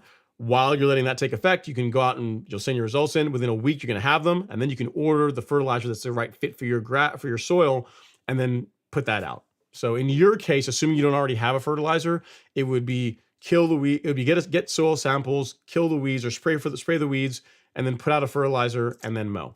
That's how I would go about doing it. To answer I think another part of the question you were asking, let's just say that you knew already what kind of fertilizer was the best one for your lawn, right? And you already had it. So you got the fertilizer, you got a big bag of fertilizer, that's the correct one, probably Humic Max. You've already got that, and you've already got your Celsius Certainty Kit, and you're ready to go to war on transforming this lawn. The order that I would do things in is I would put the fertilizer out first. I would apply the granular fertilizer over the entire lawn, like go and put that out at the correct rates. And then I would go out and spray the spray for weeds. So if your lawn is covered in weeds and you need to do a broadcast application, that's fine. But I would do that after I applied the fertilizer. And you could literally do them both on the same day. You could do you could start and put the fertilizer out. And then right after that, you could go out and you could broadcast spray the entire lawn if you needed to do that. Like if it's required where the entire lawn is overrun with weeds and a broadcast spray of herbicides is appropriate, then you could do that on the same day. What you would then do is if you did that on the same day is you would wait till the following day to run your irrigation to water the fertilizer in. So it would be fertilizer, spray weeds, let it sit for the rest of the day, run irrigation the following day to water the fertilizer in, and then wait another day before you start mowing again. So you want 2 days from when you apply your herbicides to when you resume your mowing. So you give the weeds you're trying to control enough time to really take up the herbicide, to have it, the technical word is to have the herbicide translocate or move throughout the plant into it so that you get the best result controlling it. So hope that helps. Again, you got some reading material, you got some guidance, and hopefully that helps you out as far as getting you on the right path. So have any other questions, feel free to let me know. Ted Rogers is in the house. He says, only 26 likes. Hit the like button. Yeah, guys, hit the like button. We got 145 people in the live stream right now and 104 likes. So they're doing a little bit better, Ted, but they're still a little bit behind. I agree with you. They are lagging behind on the likes. They're lagging behind on the likes. So guys, something else I wanted to share with you guys. 'Tis the season for top dressing. And you know what I always say, when it comes to top dressing, it sounds like it's a lot of fun to get out there and put sand on the lawn. But why not make it a family affair? Like why do it all yourself? So Higgy Pop, I'm not sure he was in the live stream here tonight, but he sent me some cool pictures of what he was doing on his lawn, and he brought the family into it. Got his daughter out there helping him out. So I'll show you guys what he ended up doing. So he started out with a core aeration, which I highly recommend. Like if you want to do top dressing and get the best result, core aerate prior to putting out the whatever leveling material you're using. So he core aerated. That was thing one. And then thing two, he got his top dressing mix. He went with the good stuff with that leveling mix from Soil Cube from Supersod, which has the 70% USDA sand and then 30% of their Soil Cubed compost. So he's got the right material. And then the third thing he's got help. So you can see he's got his daughter out there. They got a broom, got a leveling rake, and they're doing a pretty good job working that in. Now, if you guys look at that, that's exactly what you want, how that looks as far as how heavy to go with your top dressing. Now, I don't believe this is Higgy Pop's first time top dressing. And what you'll find is if you do subsequent top dressings on a lawn that's already had like a few before, it's going to take less and less sand to get a good result. And in his case, you can see that he's got a few areas that it went down a little bit heavier where you can only see the sand. But for the most part, this is a relatively light top dressing because his lawn already looks pretty smooth to me. So great, again, a great example of top dressing, in my opinion, done right. What's going to happen by doing it that way is it's going to recover a lot faster. So he'll be back out there mowing and enjoying the lawn that much sooner versus going really heavy. So again, thanks for sending those pictures in, Higgy Pop. Really do appreciate it. And if any of you guys are in Georgia, North Carolina, South Carolina, Tennessee, or some parts of Alabama, and you want to use the same leveling mix that he's using, then what I would recommend is this stuff. It comes from, again, it's from Supersod, their Soil Cube leveling mix. It's the best stuff that I've ever used for top dressing, at least that I've come across. So if you're looking for some for quality leveling mix for your lawn, this is what I would roll with. So let me link that here in the chat, top dressing, and there you go. And that link will save you a little bit off the cost of a big yellow bag if you decide to go that route. All right, next up is Andrew Corte. Is it Corte? Corte? I'm not sure. Let's see here. He says, happy Friday, Ron. Any experience or knowledge about Dalmatian toadflax? No. This is the first time in my entire life, in my many years, but several years here on this planet that I've actually heard of Dalmatian toadflax. I'll have to look it up. Because I've been dealing with this noxious weed in northern Colorado for the past few years, and I'm losing my mind. Kentucky Bluegrass 365 SS. Yeah, I don't know, man. Hopefully it's not some kind of like a pasture type weed where it's like they're like difficult to kill, or even glyphosate won't do it. I don't know, unfortunately, Andrew. I'll do some digging on it, but I've not heard of that one. So sorry, I'm not going to be more help on that topic. All right, next up we have Soldier. He says, hey Ron, getting aeration and top dressing next week, 70-30 mix. I like it. I will then be going out of town for holiday weekend. Any tips other than just running irrigation daily to help the mix settle in? Yeah, so what I would say is, yes, running irrigation for the first 3 days or so after top dressing is a good idea to help it settle. But the thing that really helps it get into the soil profile and help your grass bounce back sooner, you actually have to be present to be able to do it. And that is to take like your leveling rake and just drag it over the lawn, every day afterwards. What that's going to do is going to help the sand settle a bit more. And it's also going to expose tips of the grass, which is going to help the grass grow through faster and help the lawn recover sooner. But if you're not here, you can't really do that. So I've got a video that I did years ago that talks about what to do after, what comes after top dressing. And pretty much the 3 tips I have for you are, tip 1 is what you're doing, water every day for the first few days afterwards. I think I say 3 days in this video. And then the thing that really helps it come in sooner, the grass will come back sooner, is to take your leveling rake and just walk the lawn. Take it, just drag it over the lawn. That's going to help work that sand a little bit more and help the grass, again, grow through faster. And the last tip is really around resuming your mowing, which is to raise the height of your mower up a bit so you don't get into sand, especially if you have a real mower. You don't want to do that. So if you're interested in that, Soldier, here is the video I'm talking about, what comes after top dressing. And that's a short video, but it pretty much covers what I just said. So hopefully you find that useful. See if you can get a neighbor or a friend or someone that can come by and just drag the lawn for you. I mean, I'm sure you do favors for them all the time. You can say, hey, buddy, I got something really easy for you to do. get you some exercise, and it's that's what's gonna help your lawn bounce back faster. All right, next up we have Will Risher. He says, "Hey Ron, hope you are well. I am. Thank you for asking." He says, "Got my Cyclone 3 backpack sprayer today, and I love it. Got to clap it up for that. Congrats on the new equipment. No more pumping. Question: I applied Let's Go Iron this past week. How often can you spray iron and still be safe?" So I spray some iron every 2 weeks, but it's not that much. Again, I spray it at low rates. So I'm not sure what product you're referring to, what the application rates are for it. So if you want to, if the label gives you a rate for a month and you want to spray it, say every couple of weeks, because you're also doing growth regulator and you're doing a spoon feeding program, you could take whatever that rate is that the label calls for over the month and cut it in half, and then just spray that every 2 weeks. That's what I would do. I'm not familiar with that product or what the label says. But you don't want to overdo it, because if you over apply iron, what you're going to find is the grass at first is going to get really dark green, look really, really incredible. And then it's going to turn darker. It's going to turn like a, not really black, but like a purplish color, which doesn't look that great. So don't overdo it with your iron apps. Whatever the label says, if you're going to spray every couple of weeks, cut it in half and spray that every 2 weeks, and you'll be good to go. So hope that helps, Will. And again, congrats on the sprayer. Those are nice sprayers. It's a well-built unit, and I'm sure you'll get great use out of it. So enjoy that. Nothing like working in the lawn with good equipment. You know what I mean?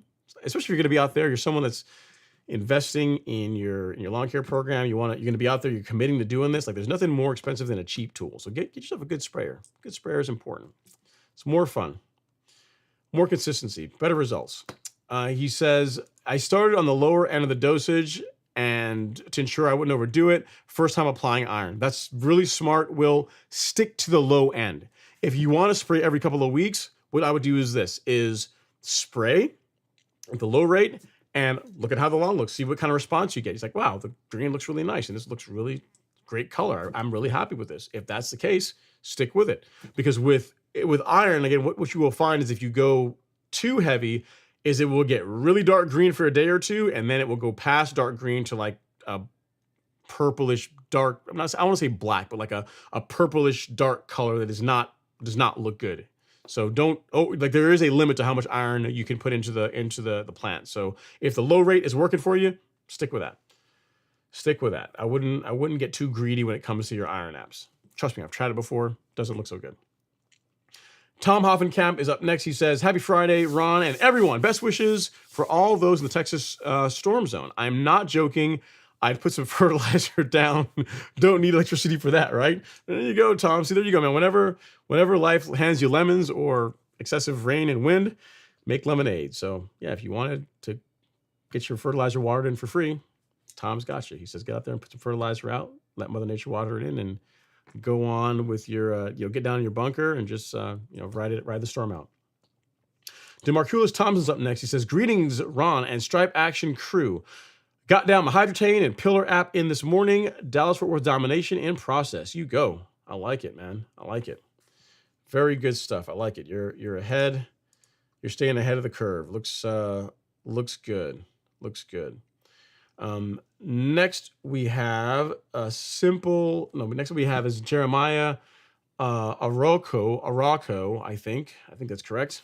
He says, hello, I did a soil test recently and it came back with excessive 150 to 200 parts per million of phosphorus in the Dallas-Fort Worth and clay soil. Is there anything I can do other than not add more? I would just do exactly what you're planning, Jeremiah. If you have too much phosphorus, like your soil test results show excess phosphorus or sufficient amounts of phosphorus, just don't add any more. That's what you're going to want to do. Like, use a fertilizer like our Humic Max, like a 1608 that has nitrogen and potassium, but no phosphorus, or the 12024 that has nitrogen and phosphorus, potassium, but again, no phosphorus. That's going to be the best result, because there's not really an easy way. There's not really a way to remove or to lower phosphorus levels by themselves without affecting everything else. So just don't apply any more of it, is what I would tell you. And good job of getting your soil test results done, because now you know what fertilizer is a good fit for your lawn and what fertilizers that you should avoid, based on the results. So almost like soil testing has some merits to it, right? All right. Next up, we have Simple Cash Offer. I think did I already answer this? Yeah, I think I already answered your question. Simple as cash offer because you asked that via super chat. And the next up is Parallax. He says, "Good evening, everyone. I just got my soil test and some things came back a bit high, and I was wondering if you could take a look at what I sent. Thanks." Let's see. Parallax, do I have anything from you? I don't see anything here yet.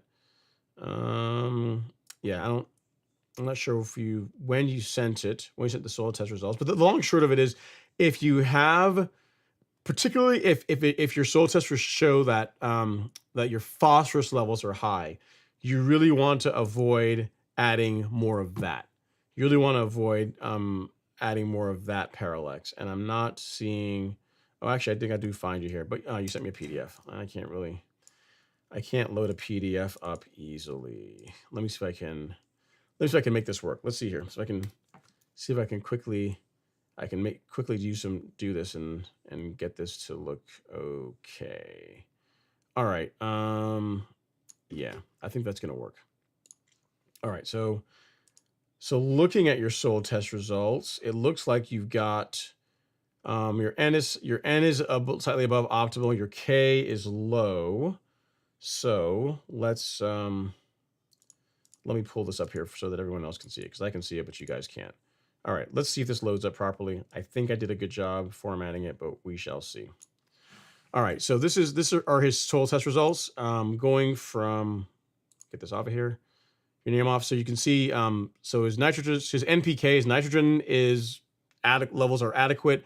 Your phosphorus levels are fine, and then your potassium is a bit on the low side. Were it me, I would use, you'd use a higher potassium fertilizer to help correct this parallax.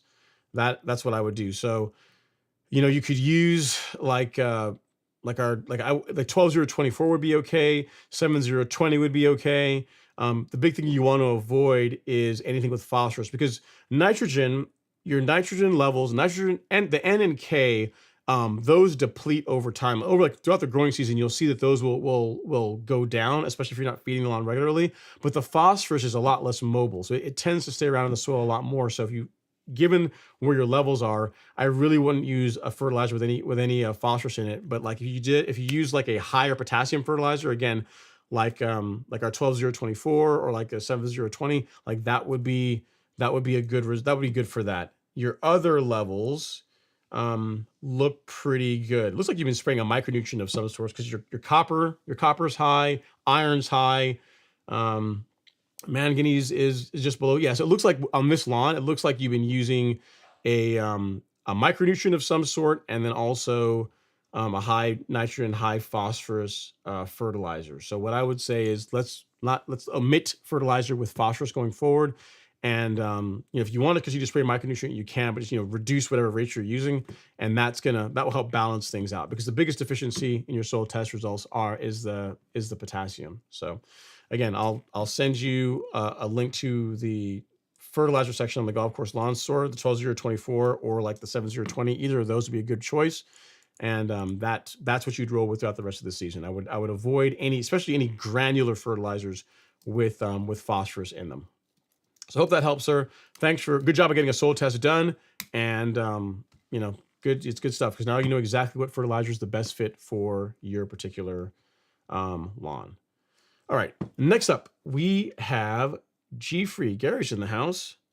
G Free's in the house, and he says, "Hey Ron, Stripe Action Gang, enjoying the content and happy Friday." I appreciate that, Gary. Thank you for taking some time out of your Friday to come say hello.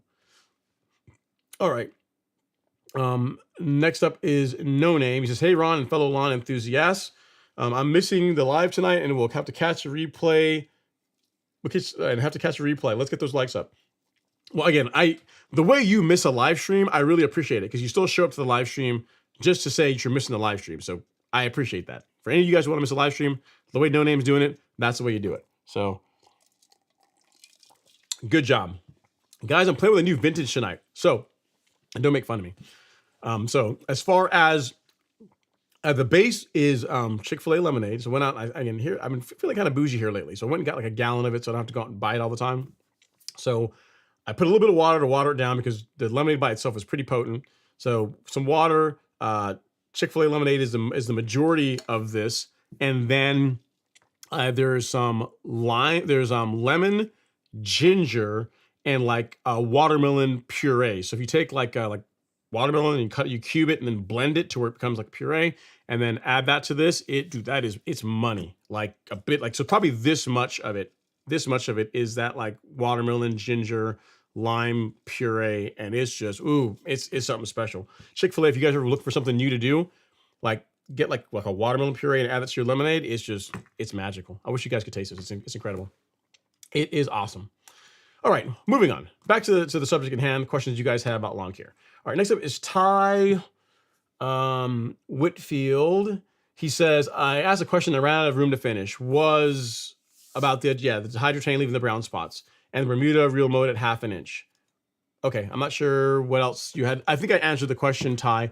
If you didn't water the hydrotain in, that could be some of what you're seeing. But again, a pound and a quarter of N in one go. Again, for me, that's a lot. I personally would not put down that much nitrogen in one go, but it just depends on what you're going for. Maybe you're trying to push a bunch of growth or something for some reason. But for me, that would be too much. Jared George is up next. He says, Ron, I wasn't able to mow for 4 to 5. What do you mean you wasn't going to be able to mow for 4 to 5 days? Not able to mow for 4 to 5 days. What kind of craziness is this? He says, I decided to use PGR for the first time. I did the quarter rate. Amazing. I can say it like that. Amazing. My yard is frozen in time and absolutely should be growing right now. Yeah, it's pretty. I always tell you guys, man, with Primo, there's life before growth regulator and life after growth regulator. It's like awesome stuff, especially if you are real mowing your lawn. Like I would be really hard pressed to keep my lawn looking the way it looks. Like it'd be really hard to maintain that at the heights that I do without Primo. So it's a great tool, especially if you're someone that's maintaining Bermuda or any turf grass, under an inch. You could use it on cool season grass too, even if you're mowing taller, but really shorter cut turf grass is where Primo really shines as far as allowing you to keep the lawn short. And in your case, you have a small stressor where you're not able to mow as much as you want to and not have like a big mess on your hands, right? So good stuff. I'm glad you enjoy it, Jared. Glad you enjoy it. All right, next up is Vagrant Loafer. Says, can you come to Fort Worth, Texas and redo my lawn for your channel? Mine is 60% weeds and 20% ant piles. I'm really far from Fort Worth, so that would be a challenge. But you could take care of it yourself, Vagrant Loafer. For the weeds, I'm not sure what kind of grass you have, but get an appropriate herbicide to clean up the weeds. And then for ants, depending if you're dealing with fire ants, Advion fire ant bait. And if you don't have fire ants, you can use like the Advion insecticide. It's crazy. That's the one thing I would have to tell Syngenta. I personally think they missed the boat on. So like they have 2 products named Advion. One is a fire ant bait and another one is an insecticide. And the fire ant bait takes care of fire ants, I think pharaoh ants, and one other type of ants, pretty much ants that'll bite you. And the Advion insecticide takes care of the non-biting ants, along with a bunch of other insects. So to me, like 2 different names would have been better, but whatever. I'm sure there's a reasoning behind why they did it that way. And as far as coming to Texas, probably not. I have people that ask me to come across town in Georgia, and I'm like, it's time, man. I just don't have the time. But as far as how to clean up weeds in your lawn, there's tons of content on the live stream or on the store to help with that. Like we've got a blog post on like best herbicides to use for cleaning up weeds without killing your grass. I can link that for you here in the chat if you want. And then that will get you on your way as far as getting your lawn under control. The big thing is control weeds, get a soil test, fertilize based on the soil test results, and mow your lawn. If you do those things regularly, consistently, mowing your lawn being the most important of all of them, it's pretty hard to not have an amazing lawn. And as far as which herbicides are a great fit for your particular grass type, this blog post will help you out, Vagrant. So this is about the best 4 products for killing weeds without killing your grass. And I think you'll get some value out of that. It covers, broadleaf weeds, poa annua, crabgrass. It gives you all different options for taking care of that. So there you go. Take a look at that, and that should get you all squared away on the getting rid of the weeds part. All right, next up is Tom Hoffenkamp. He says, truth to the John Deere Hide a Cut. How to cut lock-in. My gauge reads digital, so 0.501, soon 0.747. It stays, but every time I see someone adjust the height of cut an outlet, I'm impressed by the speed. It is true, Tom. I mean, that's the one thing that you give up is that, with a John Deere or the Toro, where you're able to really lock the height of cut in. It's a beautiful thing because it's going to be dead nuts consistent. I mean, even if you like knock the mower against something, like it's not really going to change. Whereas with the outlet, it could happen. Like if I bumped it before and it will rotate one of those dials slightly, so that could have a height of cut change. And then with the Revolution, because it's a single knob, same kind of thing. Like that can walk a little bit if you're not careful, right? So, but again, you give up a lot of convenience because it's really nice to be able to just go click, click, and you're on your way mowing at a different height, right? Versus having to break out the AccuGauge and check both sides. And then when you tighten it, make sure you cinch this side a little bit and then this side. So you tighten it down side by side slowly, and then double check it again to make sure it didn't walk or move as you were tightening it down. So it's a whole process with it. But once you get it right, thing of beauty. 870 Meg says, hello, Ron. What's going on, Meg? Thanks for coming by to say hello. He says, nice weather we're having, but have you ever pre-germinated seed before? I did, and I found it highly effective. What are your thoughts? I think you may have been the person that's in Instagram because someone just asked the exact same question. Long short of it is I've never done that myself personally, but the people that do it seem to get really good results and seem to enjoy it. So if you have done that and you like the results you get from pre-germinating your grass seeds, then I would do that. I would go for it. I can't really see the downside to doing that other than it's another step, So if you get better germination rates from doing that, by all means. All right, next up is Cordelia Lowman. Says, hey, Ron, I applied pre-emergent in March, post-emergent and aerated in April. I started fertilizing. Lawn looks good. However, I'm seeing some weeds, clover, dandelion starting to come back. Suggestions? Yeah, so the thing to keep in mind is that pre-emergent is not perfect, right? So even if you apply pre-emergent doesn't mean zero weeds in your lawn. It just means a whole lot less weeds, like substantially less weeds, assuming that you're also mowing, you're getting a nice thick stand of turf grass to where it's making it difficult for the weeds to establish. Like if you do all those things, like it's pretty easy to have a weed-free lawn. You getting some clover and dandelions. First of all, pre-emergent isn't strictly effective against preventing dandelions. So you're gonna have to knock that out with a post-emergent herbicide. And clover, depending on the timing of when you do your pre-emergent app, same kind of thing. You may have to just use a post-emergent herbicide to clean that up. The nice thing is that for both those weeds, clover and dandelions, they're relatively easy weeds to control with most herbicides. Like most 3-ways will clean up both of those. Celsius will take care of both of those. So they're not a challenging weed to control, especially if you get them when they're young. So hope that helps, Cordella. Again, pre-emergent, it's a tool. It's part of an overall strategy for managing weeds. So it does most of the heavy lifting. Like if you use pre-emergent, like that's going to do a lot for keeping weeds out of your lawn, but you still need to, again, mow your grass, make sure you try and get your lawn to be nice and thick, and that's going to also contribute a lot to keeping your lawn as weed-free as possible. So great question. Hopefully that was useful to you.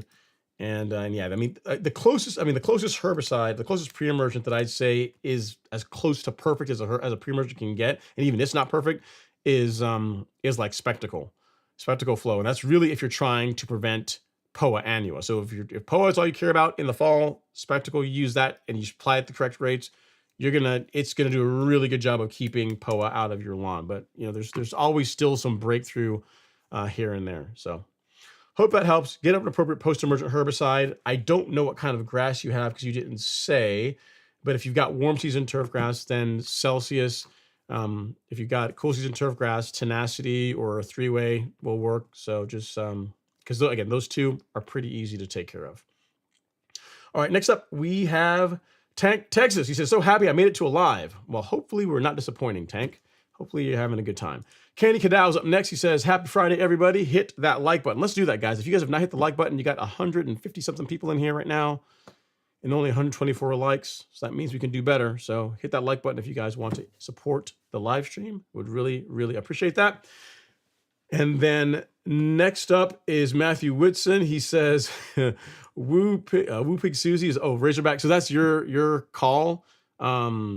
WPS. Okay, I got it. So it's like another non-Georgia fan, like back in a team that's not Georgia, coming in here with your battle cry.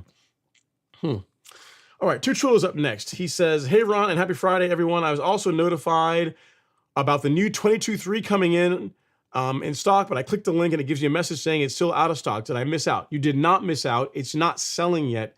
The first week of June, the first part of June is when we are planning to start shipping that. So I'll keep you guys posted as things develop. But what you can do is on that page where it shows out of stock, click on the button, the big red button that says notify me when in stock. That way you'll be on the list. And as soon as I set it live, literally when I just add inventory, an email will automatically be sent out through the magic of technology. And you'll be among the first to be able to get your bottle of either the micronutrient or the 22.3. All right. Jimmy Miller is in the house. He's up next. He says, Ron, first, let me congratulate you on how you are now being associated with the Andersons. Thanks, I guess. Appreciate it. He says, an amazing company that stands behind its product. It looks like a liquidized version of their super juice. Maybe, but it's not. We definitely didn't use super juice as a basis, Jimmy. Again, when I developed the formulation, what is it right here? When I developed the 22.3, this with them, we tried several different iterations till we arrived at this. I wanted to keep the same ratios because people seem to really like that in Turfplex. So from just like I guess a teaching standpoint and just being able to, for people to easily transition from Turfplex to this, like using the same analysis made a lot of sense.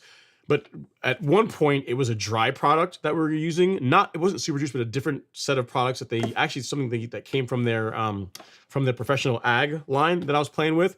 Great product. But I didn't like how it mixed with Primo and some of the other things that I regularly spray on the lawn. And it's also an additional step. So, through a couple of back and forths, we arrived at this.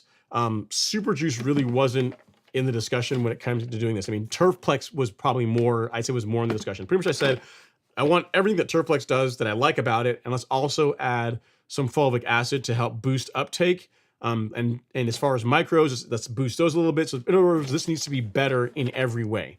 And in my opinion, it is. So yeah, I'm really happy, really proud to be working with them. They're really easy to work with. And as far as like iterating on things, that's really cool. Like I literally could tell them, hey, can we try adding, like raising the percentage of, whatever. Let's try going up in fulvic acid or going down in fulvic acid, or what happens if we add more iron. Literally they can make those changes. And, a week later I had another bottle to test with. So they're really fast to be able to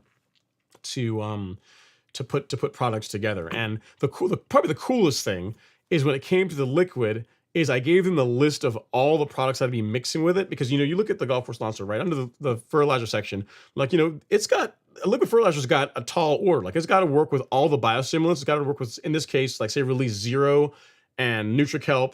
And it needs to work with those along with Primo and not do anything weird.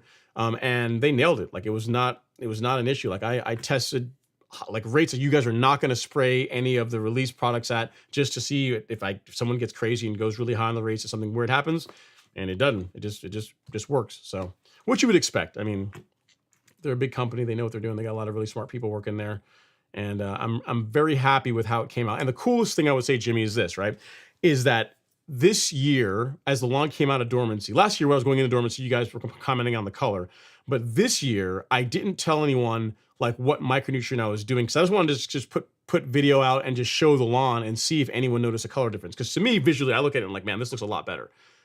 But I wanted to see if you guys saw it. And if you look at the comments from like the various shorts that I've been putting out prior to even talking about this, the common theme I kept hearing is, man, the color this year is better than it's ever been. The lawn looks better than it's ever been. And I'm like, interesting. It's really good that you guys are seeing the same thing that I'm seeing, because you didn't know that, right? So, and everything else is the same. So 901C, the only thing that's really different, what you've been seeing, not this one, the only thing you've really been seeing that's different between 901C, NutriKelp, BioSpectrum, and Primo is this micronutrient that I'm running now, the MicroSprint, right? So this is the replacement to Nutrizolve, and again, you're really gonna like it. Like the fulvic acid is no joke as far as really, you spray it and 2 days later, it's like poof, like beautiful, not like poof, like a big flush of growth, like it just lights off and the color is just a thing of beauty. So I think you guys are really gonna like it, Jimmy. All right, next up is Ruben Texiera, he says, quick question. I just installed sod. How many times to mow a week? Well, good question, Ruben. Once the lawn is rooted in, so the sod is established, I mean, really, the more you mow your lawn, the better it's going to look, right? So I'd say this is the minimum to have a lawn that stands out in your neighborhood or on your street anyway is twice a week. Like if you can mow your lawn twice a week, your lawn's going to look better than most of the lawns in your street because most people just don't do that. If you have the time to mow more frequently, it will look even better. Like during this time of year, mainly because I just enjoy doing it. I don't really have to, but I just enjoy doing it. Mowing my lawn every other day, it looks incredible. So 3 times a week looks really nice, but it really depends on how much time you have. I would say twice a week, you're gonna be really tough to beat on your particular street by doing that.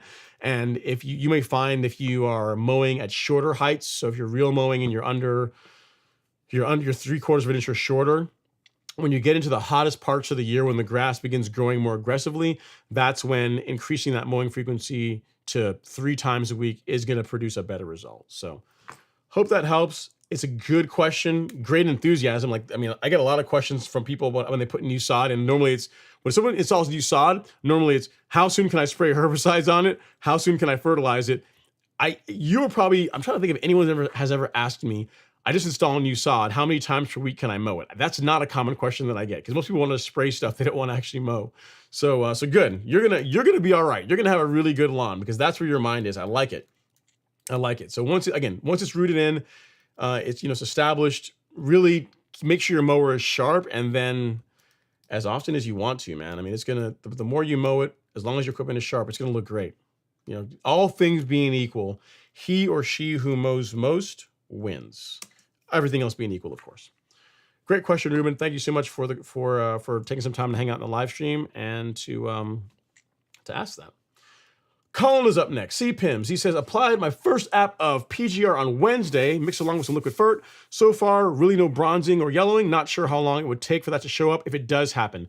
Typically within 2 days, Colin. So what'll happen is if you overdo it, you'll spray, say, Monday, and like Tuesday, Wednesday at the latest, you'll start noticing that the color of the lawn, it's got like it looks like fuzzy. It has it just doesn't look as green anymore.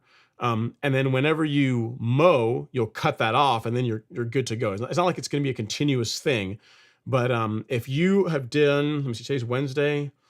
You did Wednesday, so Wednesday, yeah, so you're still early. So if you get to tomorrow and it still looks good, then you're fine. Then as far as the rates that you use, your grass is tolerating that just fine, is what I would say. Because normally within the first couple of days is when you're going to start to see it.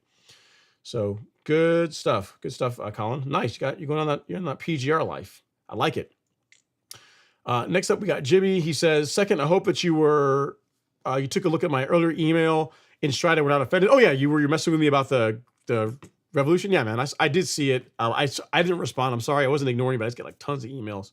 Not offended at all. Trust me, it takes way more than that to offend me. Have you seen like what some of the people that come in the live stream try and do and say? I mean, someone talking about a mower, it's the least of my worries, least of my problems. He says, one day I will have my own Revolution 26 reel mower, but until then, I just have to settle for making lemonade. Nothing wrong with that, Jimmy. Nothing wrong with that at all. Fresh Apples. He says, hey, Ron, so I bought the Soil 3 leveling mix. I like it. Good job. Good choice. But it's extremely wet. The sand is super wet, and I can't level my lawn because of how wet it is. Got any tips on how to dry it, or does it come wet? Mine didn't come wet, Fresh Apples. What I do is this, with the bag open, if you don't have any rain in the forecast, open the bag. Like it tends to come, the bag like with a piece of string and it's tied off. Open it so it can air out. And then, after a day or two, it should dry out quite a bit to where you can spread it more easily.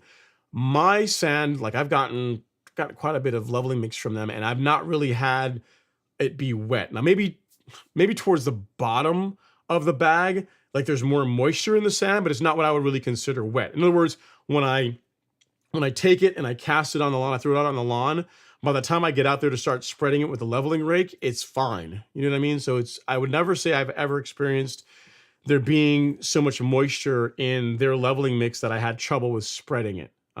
So That's all I can say. So open the bag up, let it air out, let it just air out for a day or two, and then it should be a lot easier for you to put the product out. And then red fishery, I already got you on that. As far as quinclorac, I linked it in the chat, so you should be good to go. And again, if you have any other questions, let me know. As always, let me know. You are very welcome. It's what I am here for. Lon Guido says, I live in Texas. What can I do to kill Dallas grass? Shovel. A shovel or a hand weeding tool is going to be your best bet. I mean, you can use glyphosate too, but that's going to damage your grass that's around the Dallas grass. So your best bet with Dallas grass is, unfortunately, just dig it out. Dig it out. The selective herbicides for controlling Dallas grass and residential lawn. Well, first of all, the one that most people commonly used, you're not able to use on, or you're not supposed to use it on residential lawns anymore. There's a couple other options, but they're really, really expensive. And again, and for most of them, it's really more suppression. They really suppress it more than truly getting rid of it. So get out there with a bucket, shovel or bucket, and like a hand weeding tool, dig it out, and that's really going to be your best bet, Lon Guido. I mean, unfortunately that's the way to get rid of Dallas grass in a residential lawn. Next up, we have, let's see here. I'm gonna save that. Next up, we got decloak. Okay, so you were cloaked and you're decloaking. I got you. That's cool. Space technology, Star Trek technology. Says, hello, can tenacity and T-zone be applied together? Thanks for all the info you applied. They should be. I mean, there's people that I know people mix tenacity and speed zone. I don't know about T-zone. So if you look at some of the cool season channels, I know I want to say they mix tenacity and speed zone. I didn't hear people actually using T-zone with it, but I'm inclined to say yes. But check some of the bigger cool season channels as far as around like tenacity blends. And they'll be able to give you a concoction that works well. I don't use tenacity because I got like a warm season lawn, right? So I don't really use it. And I definitely don't mix anything else with it. So I'm not going to be a ton of help for you on this one, unfortunately, decloak. You know what? Let me get an answer for that. Let me screenshot that because I'm sure I'll get that question again at some point. All right, Jimmy Miller, he's up. He says, I just ordered a bag of super juice a year ago. Over the winter, it turned into a ooey gooey mess. And I contacted Anderson's and they're sending me a new bag. Now that's customer service, that stands. Yep, they are pretty good about that. That's a big thing I also said too. Say if something gets damaged or whatever, how are we gonna handle that? So that's all that stuff's been worked out. So again, hopefully you guys are not gonna experience any kind of issues with like that. But on your point, Jimmy, another thing to test, which it's just a time thing, is how stable are these products over being sitting in a garage for a long period of time. So I have like some of the 22-3 and the micronutrient from last year that sat in the garage all winter long, and then I broke them out this spring and gave them a good shake, and they were absolutely fine. There was no separation, no problems, anything like that. So as far as a product that as long as you're keeping it in a garage and it's cool and dry, you're really not going to run into issues. You shouldn't run into issues with any kind of separation or like gelling or doing anything weird. So hopefully that helps. Fresh Apples is next. He says, there's some spots in my lawn where there's a lot of white Bermuda, as in the Bermuda is sort of like a floor. In those spots are a few Bermuda things that stick up. Got any idea what to do? I'm not sure what you're describing, Fresh Apples. I'm not sure what you're describing. So here's the thing. Whenever you top dress your lawn, you want it to look something like this. Like, don't go out there and get crazy heavy and try and cover the entire thing and sound like it's your first time doing it and you want the lawn to recover quickly. You'll find like what you see here where some of the grass is, a lot of the grass is exposed, but then you've got some areas where there were low spots and you can see that's all sand. Like that would be okay. This is an example of a lawn that's been top dressed a couple of times. So in your case, you may find that there's more sand, right? There's less like areas of grass. But if you're doing it right, there are going to be some parts of the lawn where the grass is not going to have a whole lot of sand on it because that's like a high spot. You know what I mean? So I'm not sure what you're talking about as far as the floor and like Bermuda things that stick up. But the long and short of it is your goal is to not have, when you look out there, the entire thing just be a beach. Like there should be some green showing through here and there throughout the lawn when you're done with it. So hope that helps. All right, so we got a couple of super chats. Let me get down here and take those really quick so I don't get folks all mad at me. This one is from Kenny Cadow. I like saying your name. Kenny Cadow. Sounds cool. Super chat He received. says, Renault update, day 19 for the Monaco seed. Have approximately 6. I remember you now. I remember you from last week. You're the LSU fan that started out at like 35%, and then 40%, and then 50%, all like in the same thing. Yeah, Mr. We'll kick the ball down. We'll kick the spot 2 inches forward to get the first down. Anyway, he says, I have approximately 65% germination. You sure it's not like 75 or 80%? I mean, you are an LSU fan after all. He says, but parts of the lawn are growing really well and others are lacking. Have had heavy rains lately. Any advice for getting the rest to germinate and or fill in? It's just going to be a time thing, Kenny. What you will find, what you're experiencing is completely normal. Like what you tend to find is you'll have some areas that will grow in faster. They'll germinate and they'll grow in faster. And there's going to be some areas that lag behind. And I would just stay the course. Just be patient. You may have to put out some more grass seed in those areas that are lagging behind. If another 2-3 weeks keeps happening, passes, and you're not seeing any growth, then you would consider putting some more grass seed out. But I would not do that at this point. From what I understand, I mean, day 19. Day 19, you're at the point where it should overall be coming through. But I would give it another week or two in those areas that's lagging behind to allow the grass to grow in. So I appreciate the question. I think you are now our highest contributor. So I think you are now the show sponsor. Let me, as much as it pains my heart to have like an LSU avatar up there, fair is fair. So, this is, I got to do it. So there you go, Kenny from LSU, your name in lights, whatever that means to you. And if after another week or two, you're still not seeing any germination, any kind of growth in those areas, you can consider putting some more grass seed out in those spots. But it sounds like it's doing well. I mean, it sounds like it's growing in like how it's supposed to be growing in. So just keep going, man. Keep doing your thing. All right, next up is Tank in Texas. He has another super chat. Super chat received. He says, hey, again, can I send a picture of my grass? I'm just so proud of it. What's the email again? Yeah, my email address is ron@golfcourselawn.com. Right there. ron@golfcourselawn.com. If you send me a picture there, if you can, Tank in Texas, and I realize it's late now, so it's kind of hard, but send it in landscape. It makes it easier for me to show it on the live stream. So if you can do that, I would really appreciate it. That would, it helps me help you. How about that? Help me help you by, making sure you're sending stuff in landscape and not portrait.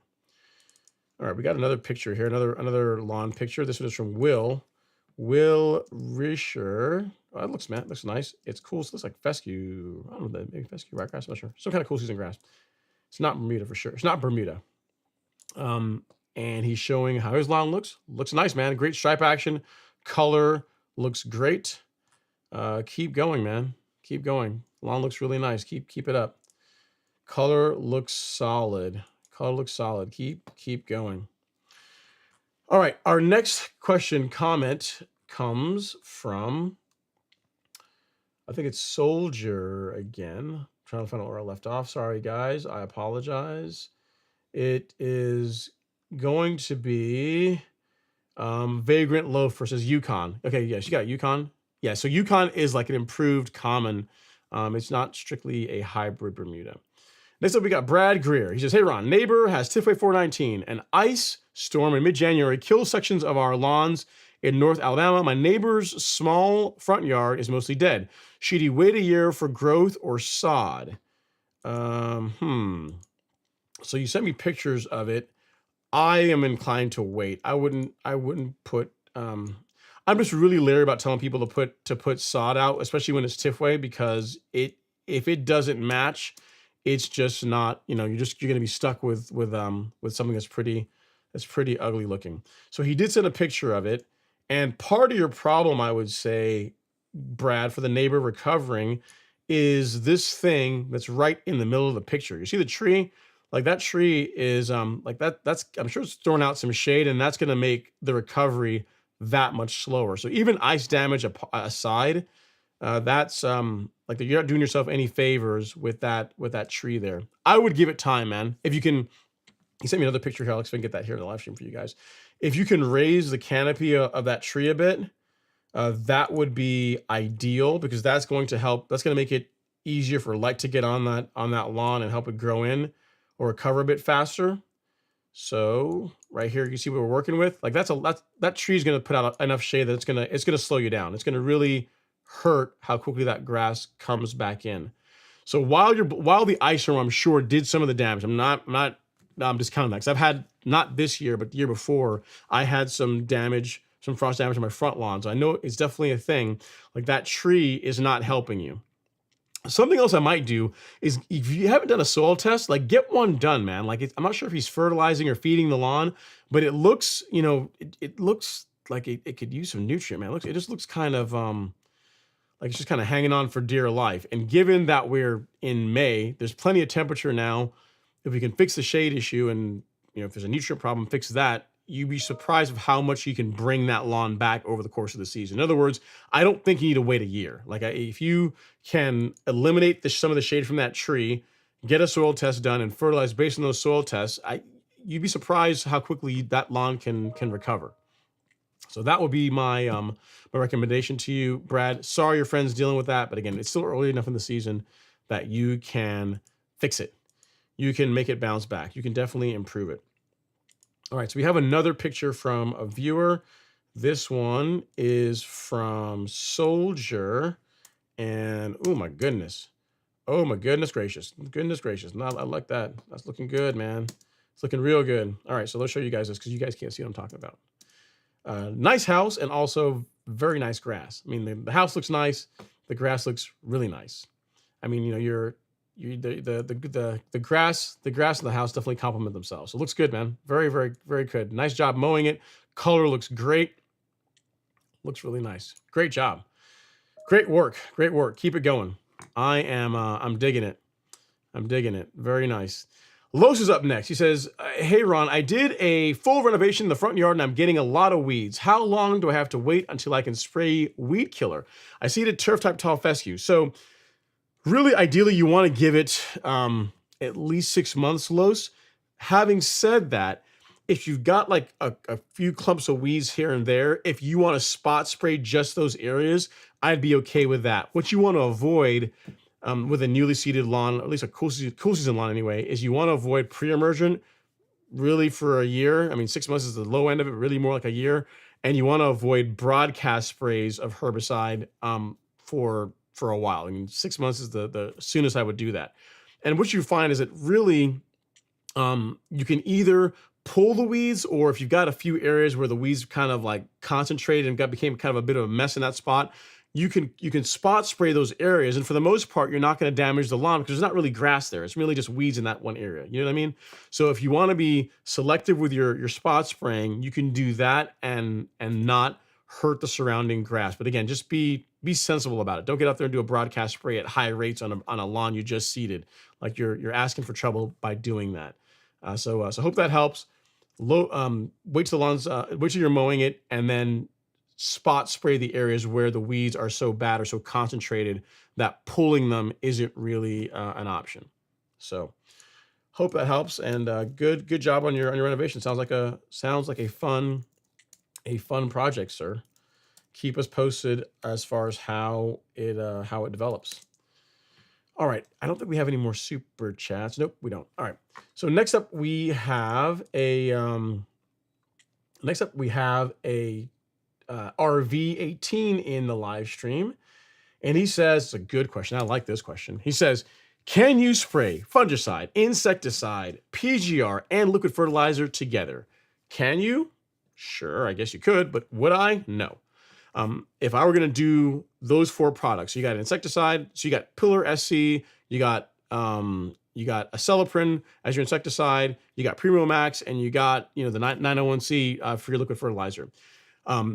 growth regulator, so PGR, Primo Max, and liquid fertilizer, at least the stuff that I use anyway, are designed for foliar uptake, meaning you spray them on the leaf, you coat the leaf of the grass, and allow them to dry.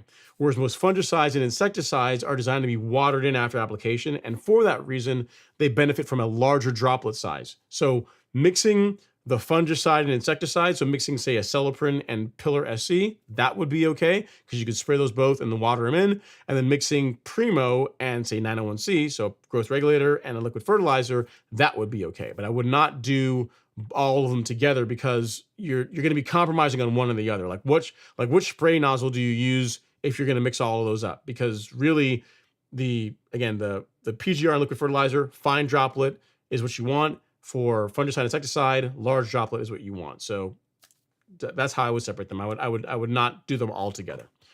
So hope that helps, RV. So again, the answer is, can you technically? Sure. Would I? No, I would not. I would not do that.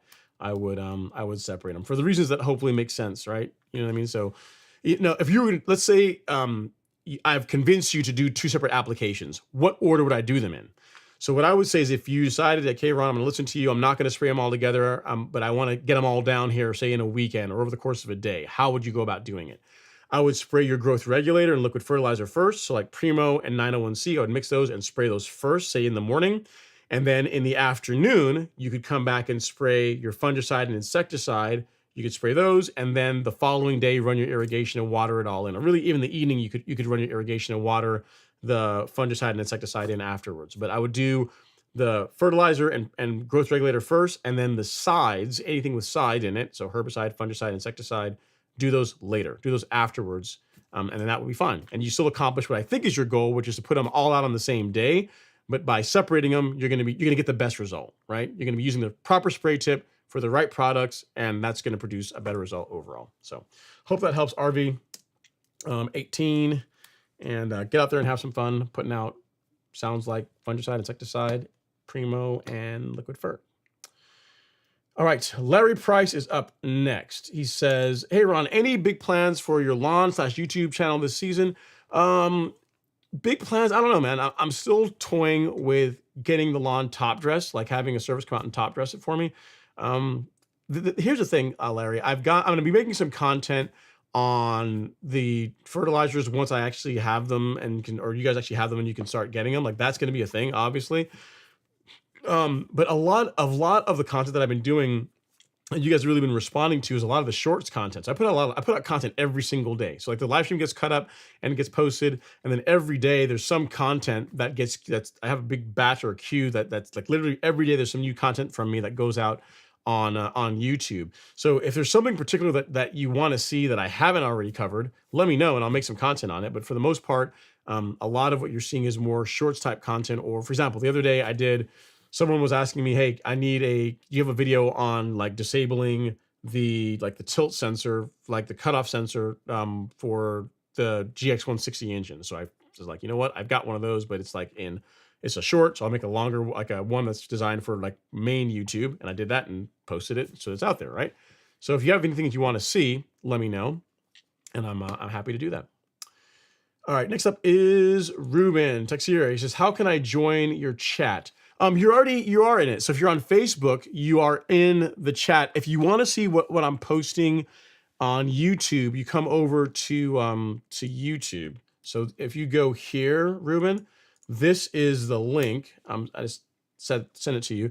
That's the link to the live stream on YouTube. So if you want to watch the exact same thing, but also see what I'm showing, but you should see. I'm trying to think. There's really not much that you should not see, other than links that I'm putting in. Like a lot of the links that I post, those will only show up on YouTube. But outside like the lawns and the pictures and things like that, you should see all of that, even with you being on Facebook or on Meta, whatever they're calling themselves these days. All right. Next is Deepak. He says, let's see here. He says mid-March, Southern Alabama. I gotcha. And then Andre Taylor is up next. He says, evening, Ron. Happy Friday. Planning on doing my first leveling mid next week. I haven't applied fungicide for the years yet. Why not? Should I apply it before leveling or a couple weeks after? I would do it now. I really would. You can apply it before you're leveling, and that would be fine. Again, I'm a fan of doing a preventative fungicide app in May and another one in June, unless you have a history of disease in your lawn earlier, and then you could put it out even earlier than that. But by doing a preventative app in May and June, especially if you're someone that's like, mowing your lawn regularly at shorter heights, it's just going to keep disease problems away. It's a good way of preventing that. So that's what I would do, Andre. Putting one out now. In other words, your fungicide app and your leveling, the two things aren't coupled. They're not tied to each other. So there's nothing that prevents you from going out and putting out your fungicide this weekend, and then a couple of weeks from now, whenever you're ready, going out and leveling the lawn. So I would absolutely do your fungicide app now and do your leveling whenever you get around to it. And then Jimmy Miller is up next. He says, Ron, now that I am bagging with my John Deere mower and mowing twice per week, how long should I wait to mow after applying fertilizer to my lawn? Or should I use my push mower and mulch instead? The next day. So when I put out granular fertilizer, I will put it out, and then the following day I just continue mowing. So it's not literally I apply it, water it in, and the next day I'm back to mowing as usual. And I catch my clippings, right? But having said that, I use fertilizer that looks like this. So when you put this stuff down, you don't really see it. Not really. You don't see it on the top of the grass. Like you literally put out humic max and it disappears. You don't even see that you put out fertilizer. And if you are using any of the greens grades, like the 12024 or the 14714, this stuff, again, same thing. Like either of these two, you apply them and like they're gone. Like they're past the canopy. And when you water them in, then they're really down in the soil, and you have to worry about really picking it up, with your mower or anything like that. So it's really whenever, and it's again for comparison, this is the fertilizer that I most typically use, Humic Max 1608. This is the prill size of most standard fertilizer, which is like a 210 SGN. You guys can see it's like a 210 SGN. This was like what you normally find big box stores and most online fertilizer. And then this is Humic Max. So you can see the differences in size. And when it comes to fertilizer, size does matter. It is better. I find a smaller prill to be better for nutrient uptake, and then for also the thing what you're talking about there. Like you don't have to worry about putting out your fertilizer and then picking up a bunch of it after you go out and mow the lawn a day or two later. So I don't wait, Jimmy. I apply it, and the next day I go mow. James Smith is up next, Mr. Half and Half Chick-fil-A Lemonade. I'm never going to forgive you for that, James. It's never going to go away. It's always going to be a thing. He says, following up on a chat from the recording last week talking about direction of cut in the backyard and front yard, how about this between the swale between you and Alex? Great question. Yeah. So that, I can't even show that because I don't have a picture of it.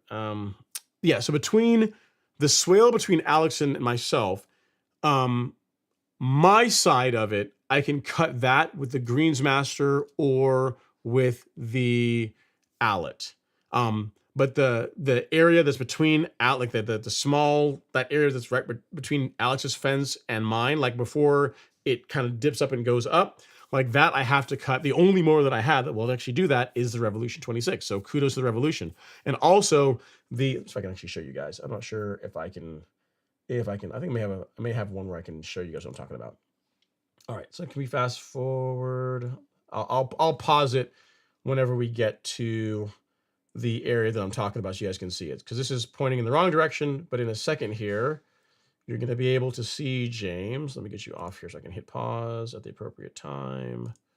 Okay, so if you look right now, okay, good. So you see at like 10 or 11 o'clock in the picture, you see there how the lawn kind of like slopes up or angles up. That part of the lawn, that section of the lawn, whenever I am mowing in this direction, when I'm mowing like this, like the way the stripes you see now, I can mow in this way with the Allet.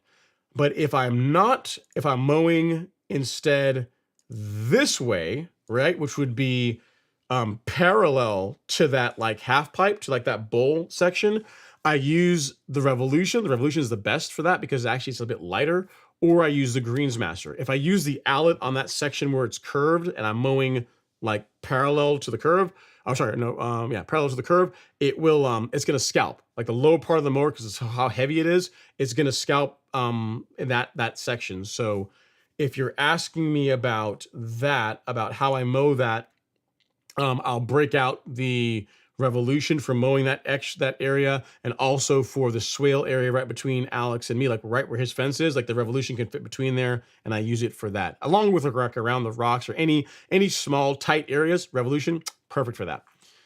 So that's kind of how it fits into whenever I get out and I cut the lawn, I mow the lawn. So hopefully that helps. All right. You're very welcome, Ruben. I already answered that one question. And then next up is Shelby Amos. He says, Ron, thanks for the info earlier. I already ordered Headway G. Never had dollar spot like this, but in Dallas Fort Worth, we've had an insane amount of rain this season so far. Good problems for us. Yeah. So what you're experiencing, Shelby, is like, so you think about it right now, we are in mid-May. As far as like a preventative fungicide, which when I like to do it, you'd have put out your Headway like late April or the first part of May. So you'd get ahead of these kinds of things, because whenever you mix like a lot of moisture and humidity and some heat, that creates conditions where disease can become more of a problem in your lawn. Doesn't mean it's going to be guaranteed to happen, but those are the conditions where, brown patch, large patch tend to be more of a problem.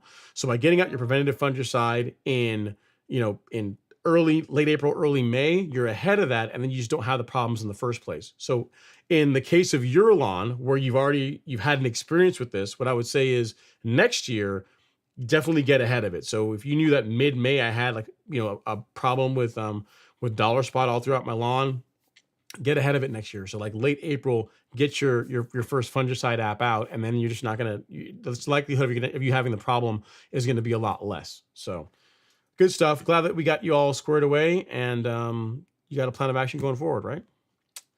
All right. Soldier says, Ron, what are some things you look for in a used reel mower? Want to get in the game, but want to start with a cheaper and don't want to buy someone else's junk. Thanks. What things to look for in a used reel mower? It depends on which mower you're talking about. One, you want to see if is it sharp? So has it been recently serviced? Does it cut paper all the way across? That would be thing one, because if you are buying a used mower and it doesn't do that, in other words, it's not sharp, then you're going to have to budget, 150, depending on where you are in the country, anywhere between $100 and $150 to get it sharpened. So that's a cost.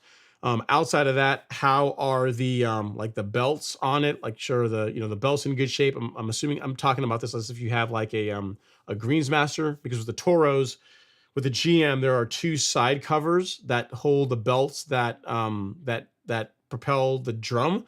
And if either one of those break whenever you're mowing, the mower is like dead in the water. It's almost like a car with an open differential and one of the wheels is off the ground, how it just kind of spins and the car doesn't go anywhere. Same kind of thing with that mower. So the belts, you'll want to check those and make sure that they're in good shape. I consider those like a wear item. So if you replace those every year, that's cheap insurance. Outside of that, make sure it starts up pretty easily. Like if you choke the mower and you give it a pull, it really should start on the first or second pull. That you shouldn't have to really fight it just to start up. Those are the big things that are easy to check. You can also check the reel for any physical damage to make sure there's no gouges or nicks or anything, like any parts missing. Cutting the paper test all the way across won't necessarily catch that, because if you happen to just find a part of the reel that doesn't have any gouges in it, you'll still cut paper. But again, just physically inspect it and make sure there's not a lot of damage there. I'm trying to think of what else. The last thing I'd say is with the mower off, engine not running, like hold the reel and just like try moving it, try shaking it. This is more of a thing for true cuts, to make sure that the bearings that support it are in good shape. Like I've never seen a Greensmaster, not yet anyway, where the bearings were where you actually had play in them, but with true cuts I have seen that, with used ones anyway. So like again, mower's not running when you do this. Just grab the reel and get close and try and move it. Like try and move the mower holding it by the reel, and you shouldn't hear any rattling or anything like that, because that would mean that there's the bearings are about to go out, and that's an expensive proposition to replace those from a labor standpoint. And I think that's pretty much it. I'm trying to think. It's sharp. Belts are in good order. Engine starts, and if the bearings that support the reel are in good shape. Outside of that, you should be good to go. Most mowers, if they've been cared for, you can save yourself quite a bit of money if you get one pre-owned. But those are the things I would check for a Soldier. John Smith says, "Hey Ron, since it's rained heavily recently, is it a good time to use a hose end sprayer or hydrotane before mowing? You could. I mean, the big thing is if you use a hose end sprayer to apply the hydrotane, really it's you apply it to a wet lawn, and then if there's going to be rain in the forecast after you're done, or you're going to water it right afterwards, that would be good. But like the guidance for applying hydrotane is you want to really, the liquid anyways, you want to apply it to a wet lawn, and then water it in immediately after application. If you use the hose end sprayer, less so because you're putting out a lot more water. But if you're using it in a backpack sprayer to where it's more concentrated, then you absolutely want to run irrigation after you're done applying it. And again, to a wet lawn for best results. Next up, we got Tony. You got Higgy Pop. What's going on, Higgy? See you there in the chat. Thanks so much. I showed you pictures already of top dressing. So if you're interested, you can come over to the live stream and see those. Tony is up next. He says, hey, Ron, I finally removed my palm now in the front yard, and it's cleared and using eraser and Terosity. Okay. Let me now know if now is the best time to wait before seeding Bermuda, considering the applications I did. So you use glyphosate and tenacity, or like a generic tenacity, I think is what it is, to kill off the grass in your lawn. And yeah, you can seed Bermuda now if you wanted to. I'm trying to think here. Yeah, you should be good to go with that, because whenever you sprayed those, I assume you didn't water them in, because tenacity as a pre-emergent, when it behaves as a pre-emergent, you would apply it and you would water it in. You probably didn't do that in this case because you use it as a foliar spray. So if you want to go out and put out Bermuda grass seed now because you're doing a renovation, that would be just fine. That'd be fine. Yeah, you should be, I mean, you could wait a week or so, but really you should be fine as far as that goes. In other words, by the time the weeds are dying off, you're right at the window where you can begin your seeding project. And this time of year, I don't know where you are in the country, but soil temps now are warm enough that you should get a pretty good result with Bermuda growing in. As long as you're 65 degrees or warmer, Bermuda grass seed tends to take off and grow in pretty easily. So yeah, all things considered, sounds like you were in good shape, sir. Next up is Matthew Kim. He says, Ron, my man, can you put down sedgehammer and fungicide on the lawn at the same time? Again, strictly, sure, but I mean, would I? No. For the same reason for the person that just asked earlier about applying Primo and a liquid fertilizer along with insecticide and fungicide, I wouldn't do that. Fungicides are designed when you apply them to be watered in, so they benefit from using a larger droplet spray nozzle when you put them out, whereas sedgehammer is a post-emergent herbicide, and it's designed to be sprayed on the leaf of the sedges you're trying to control and allowed to dry. So I would not, long and short of it is I would not mix them and spray them at the same time. I would do the sedgehammer application first, and then in the evening, if you want to go out and do your fungicide application, that would be fine. Unless you're using Sedgehammer Plus, like the individual packets of Sedgehammer, which already have surfactant. In other words, if you're using, If you're using this, then you want to use this with it. So if you're using this type of Sedgehammer, then use surfactant along with it for best results, because this one does not contain surfactant already. And then do your fungicide app in the evening or the following day or whenever. So hope that helps, Matthew. I would not do them together at the same time. So good question. Good question. Next up, we got T1000 in the house. He says, hey, Ron and chat, I sent you photos of my lawn. Did you get it? Still a work in progress, trying to keep the results before the blazing summer heat in Austin. I think I did see an email from you, T1000. Let's see if I got you here. Ooh, man, that's nice. The color looks nice. It's funny. I get pictures from people all the time. I was like, ooh, that looks nice. One of these days I'm going to get one and be like, are you sure you want to show this? I don't know, man. I would never do that. I'd just be like, hey, you're starting where you're starting, and we're gonna. It's only up from here. So that's it. It's only gonna get better from where we are now. So this is T1000's lawn, and here's the thing, T1000. I gotta hand it to you, and it's good job also showing the neighbor, because it's one thing to show your lawn, which looks great, by the way, but if you show it in contrast to the lawn next door, where there's a whole lot of I don't have time and just do not care is what I would say. Your lawn really stands out by far. I mean, it looks great. I can tell you spend a lot of time mowing it. To your point, it's a work in progress, but it looks good, man, especially in comparison to the lawn to the right of you. So good job. Nice, solid domination line. And keep going. It looks good, man. Very, very nice. Very nice. Keep working on it. It's only going to get better as the season progresses. So just keep working on the lawn. Color looks awesome. Next up is James Smith. He says, have you ever tried a floating head reel mower? I'm starting to see Infinicut mowers show up in rally area of golf from sports pitches, both fixed and float models. Yeah, so I personally have not used a flex, like you think Toro, they make the 1600 and 1000 are fixed head units, and then, or fixed cutting units. There's not really a separate head. It's just a fixed cutting unit. And then the flex models are the ones that have the floating heads. And talking to the Toro dealer here in Georgia, Jerry Pate, I was talking to them and they were saying, you know, I've got like a pretty flat lawn, it's in great shape. What do you guys think between a flex and a fixed head? And they said, well, given your lawn that's already smooth and it's relatively flat and you already top dressed it, go with the fixed head. Like you're going to get a more even cut using that than using the floating head, because it's like the floating head is designed for greens or lawns with undulations in it, and where you're trying to mow surfaces that are less smooth. So I don't personally have a flex unit. I was considering one at one point, and they pretty much talked me out of it. They said, yeah, your lawn looks really good. It's flat. Your lawn will work better. You get a better result using a fixed head unit. So it just depends on which way you want to go, James. If you could find a floating head one, and you get a good price on it, and there's someone in your area that can service it, that's pretty cool. You know, that's a good way to. It's not a bad way to go. It just really depends on what you're going for. They both have their pros and cons. All my mowers are all fixed cutting units. It doesn't float. All right, next up we have Chase Brewer is in the house. He says, hey man, I'm starting to get into grass. Would you recommend Zoysia, Floratam, or Bermuda? I would really like that thick green long blade grass. I mean, so when you say you want a longer, if you want a longer lawn, then not Bermuda. I would not mow Bermuda long. I personally don't think Bermuda looks very good when it's mowed lawn. You can use like Compadre or El Toro Zoysia, like that mowed tall looks nice. Or maybe the Floratam, or if you have like even St. Augustine, because if you want like a warm season grass, you're going to mow taller. St. Augustine is a better choice for that. It depends on the look that you're after. You said you want a thick, long blade grass.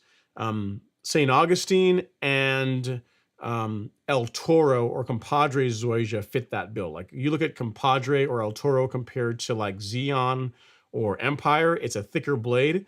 And it looks, what it looks like? El Toro Zoysia looks like, for lack of a better way of saying it, it looks like nice St. Augustine grass. It looks like nicer, like finer St. Augustine grass. And the nice thing about it, one benefit, especially you'll if you ever get a chance here in Georgia, you want to check it out, go to Real Rollers. Like one of the plots they have is El Toro.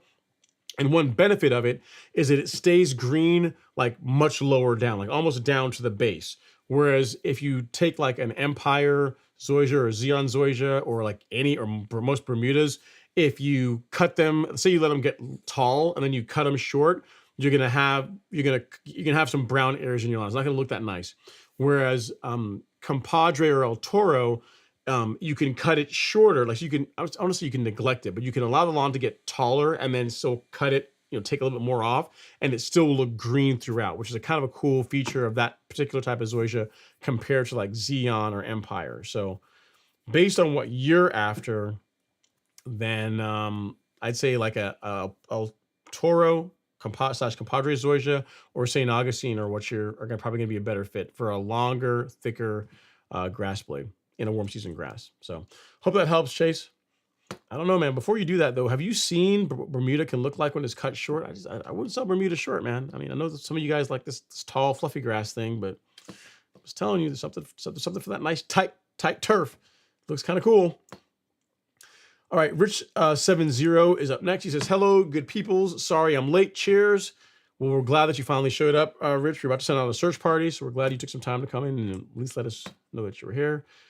Brew Cruise Fishing. He says, no crying from us here in Texas this year about water. Good grief. Okay, noted. We'll see. It's still early in the season. Let like June 15, like mid-June, between mid-June to July, we'll see Brew Cruise Fishing. We'll see. We'll see if there's no complaining, because every year it's been a thing. Every year it's happened. All right. Next up, we have Frank Albert says, I tried Velocity PM on Poetriv and barely budge after 7 days. Thoughts? Stronger mix? Nope, I wouldn't. It's only been 7 days.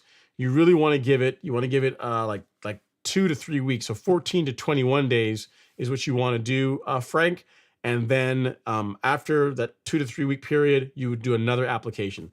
So 7 days, it's too early. Too early. And again, the rate for velocity, I don't know if do I have a syringe here? I think I've got one. The rate for velocity, like don't play with that. Like the rate that they give you is the rate you should use. I don't think I have an open syringe. I don't think so. Yeah, I do. So the rate is what he's talking about, what Frank's talking about is Velocity PM, which is a selective herbicide for cool season turfgrass for fescue, ryegrass, creeping bent grass, and some Kentucky bluegrass varieties for controlling Poa annua, so annual bluegrass, and Poa trivialis in cool season turfgrass. So as far as a way to get rid of those grasses or those weeds in cool season turfgrass, like this is the new formulation, new kid on the block that'll take care of that.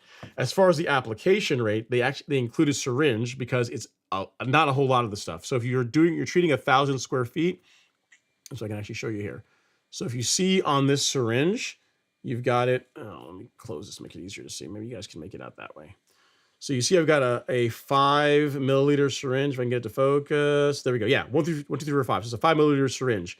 The application rate for velocity is 1.5 milliliters. So if you're only spraying 1,000 square feet, you would use that much of it. If it will focus, there we go. Come on, work with me. You would use that much of it. So 1.5 milliliters, 1.5 milliliters in a gallon of water sprayed over 1,000 square feet. And then you're going to do that again, 14 to 21 days later. So it takes, they recommend at least 2 apps. 2 applications is what they call for. They said in some cases you can do a third if you want to, but really 2 apps is how the product is designed to work. I would not adjust the rate. I would not go up on the rate. Like the rate for velocity for, if you're doing it per 1,000 square feet is 1.5 milliliters per 1,000. So if you've got like a 4-gallon backpack sprayer and you're spraying 4,000 square feet, that would be what, 6 milliliters. Is that right? Yeah. So 1.5 times 4. So yeah, it'd be 6 milliliters of velocity PM in 4 gallons of water over 4,000 square feet. So that's why, like this stuff, people say it's expensive, but really it's not, because this one bottle covers like 7 acres, like 7.1 acres, is what you get out of this one bottle of velocity. So to answer your question, Fred, no, please, for the love of everything holy, do not play with the rate. It's gonna work. Just give it time. Give it time. The product is designed to work slowly so that it injures the Poa triv and Poa annua, but does not damage your turf grass. And as far as the only other tip I tell you, other than stick to the application rates, is the product works best when you apply it when air temperatures are between 70 degrees and 90 degrees. So I had some conversations with the new farm rep about it. And he gave me some guidance. He says, yeah, definitely, any of your viewers, anyone that's getting this stuff, 70 degrees to 90 is where you're going to get the best results. And again, 2 applications, 14 to 21 days apart is what you're looking at as far as for control. Only other thing I would tell you is do not use surfactant, not to use, but do not use surfactant of any kind with velocity. So it's just this and water. That's it. Velocity and water, and spray the areas you're trying to control the weeds, and you'd be good to go. So give it time. Only 7 days in. It's not it should not be working yet, is what I'm trying to say, Frank. And again, remember, it's the PM in velocity PM is for Poa management. So even though you have a bottle of this stuff, it's something you're going to continue to use. So, if you have some, Poa triv in the fall, or you have some that comes back next year, you're going to continue to use this stuff, again, 14 to 21 days apart, to manage Poa triv and Poa annua in your cool season lawn. So it's like another tool in your toolbox for controlling what used to be a very difficult to control weed or very difficult to selectively control weed in cool season turf grass. So if you got Kentucky bluegrass, there is on I'll give you guys a link here. This is our link to the product on the Golf Course Lawn Store. In there, we have a list of Kentucky bluegrass cultivars that were tested by New Farm that that they say have reasonable that tolerates the product, meaning that as long as you spray it between when the air temps are between 70 and 90, those particular cultivars tolerate the product well. But keep in mind that it's designed to control annual bluegrass, which is like a cousin to the KBG that's in your lawn. So as long as the bluegrass you have is one of those cultivars that's in that list, and you're spraying it you're spraying when air temps are between 70 to 90 degrees, any injury that you see should really be temporary. So just something to keep in mind. You can always reach out to the New Farm rep, but pretty much that list that you see that's in our description that I'm going to show you right now, that I'll link here in the chat. Actually, I'll link it twice. I'll put it here so the Facebook folks can see it, because you guys aren't going to see what I just linked there. So Velocity PM. There we go. In that product description, there's a lot of good stuff. There's the list of cultivars, and there's also details like the application rates, as well as like other guidance under the how to use section, as far as that that New Farm shares about how to get a good result using the product. So I'll show you guys really quickly. So if you go to the link, Velocity PM on the Golf Course Lawn Store, it's linked in the chat now. You got your coverage, but then if you go to how to use, you've got your application rates, the guidance on temperatures, 2.25 ounces per acre or 1.5 milliliters per thousand. And then there's also some guidance from New Farm as far as just additional tips that you can read that we also host here as well. So you mean if you read the carefully written product description and all the other resources that are in that how to use section, you'll get a good result using the product. So hope that helps, Frank. I mean, it's awesome that product is now available. I keep asking New Farm if they're ever going to make it in a smaller amount, like a smaller quantity, but they said nope. Like 1 pint is as small as it's going to get. So if you want to control, if you want to control Poa triv and Poa annua and a bunch of other weeds, it does a bunch of other weeds as well too. In your cool season lawn, magic ain't cheap. That's all I can say, I guess. All right. So next up, we have Tony in the house. He says, it looks like my barbecue mix. Okay. And next up is Latravius Passmore. He says, can you sow core aerate in May? I sure hope so, because mine was done this past Saturday. So yeah, sure hope you can. Absolutely, Latravius. The best answer to that question is, as long as the grass is actively growing, you can do a core aeration. So really early April, all the way through to the first week or so in August. If you're in my area, Northeast Georgia, you're fine to go out and core aerate your lawn. So there's a big range of time over the season when you can do it. The hotter the temperatures, the faster the lawn is going to recover from the core aeration. So in May, you're absolutely fine to still get out there and core aerate your lawn if you want to. No issue with that at all. Like I said, mine was done literally last week. Alex was awesome. I was at karate. He says, hey man, I got the core aerator. You want me to like knock out the front lawn for you? I'm like, man, please, I'd really appreciate it. And he did. It was awesome. So really good. All right. So let me find out where I left off now. But thanks for that question, Latravius. Next up, we got James Smith. He says, Superside has a great video on their site on how they make and turn over the compost with the custom built machines. They use big yellow bag in their Superside in their farm. Yep. Mm-hmm. And then next, we have Senodius Pierre. I'm not sure here. He says, I'm not sure. He says, hey, Ron, I slept through a bad rainstorm a couple days ago. I was looking at the grass and I was so sad. I checked the rain bird and it was melted. Oh, so your irrigation controller was messed up? Oh, I'm sorry to hear that. Sounds like maybe some kind of grounding issue or something that caused a short. Maybe have a professional or someone come out and check it out. I think that's what you're talking about. So if not, I apologize.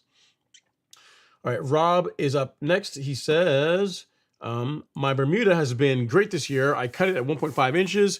I added Stay Green 2000 fertilizer today. Never used it before. Any thoughts?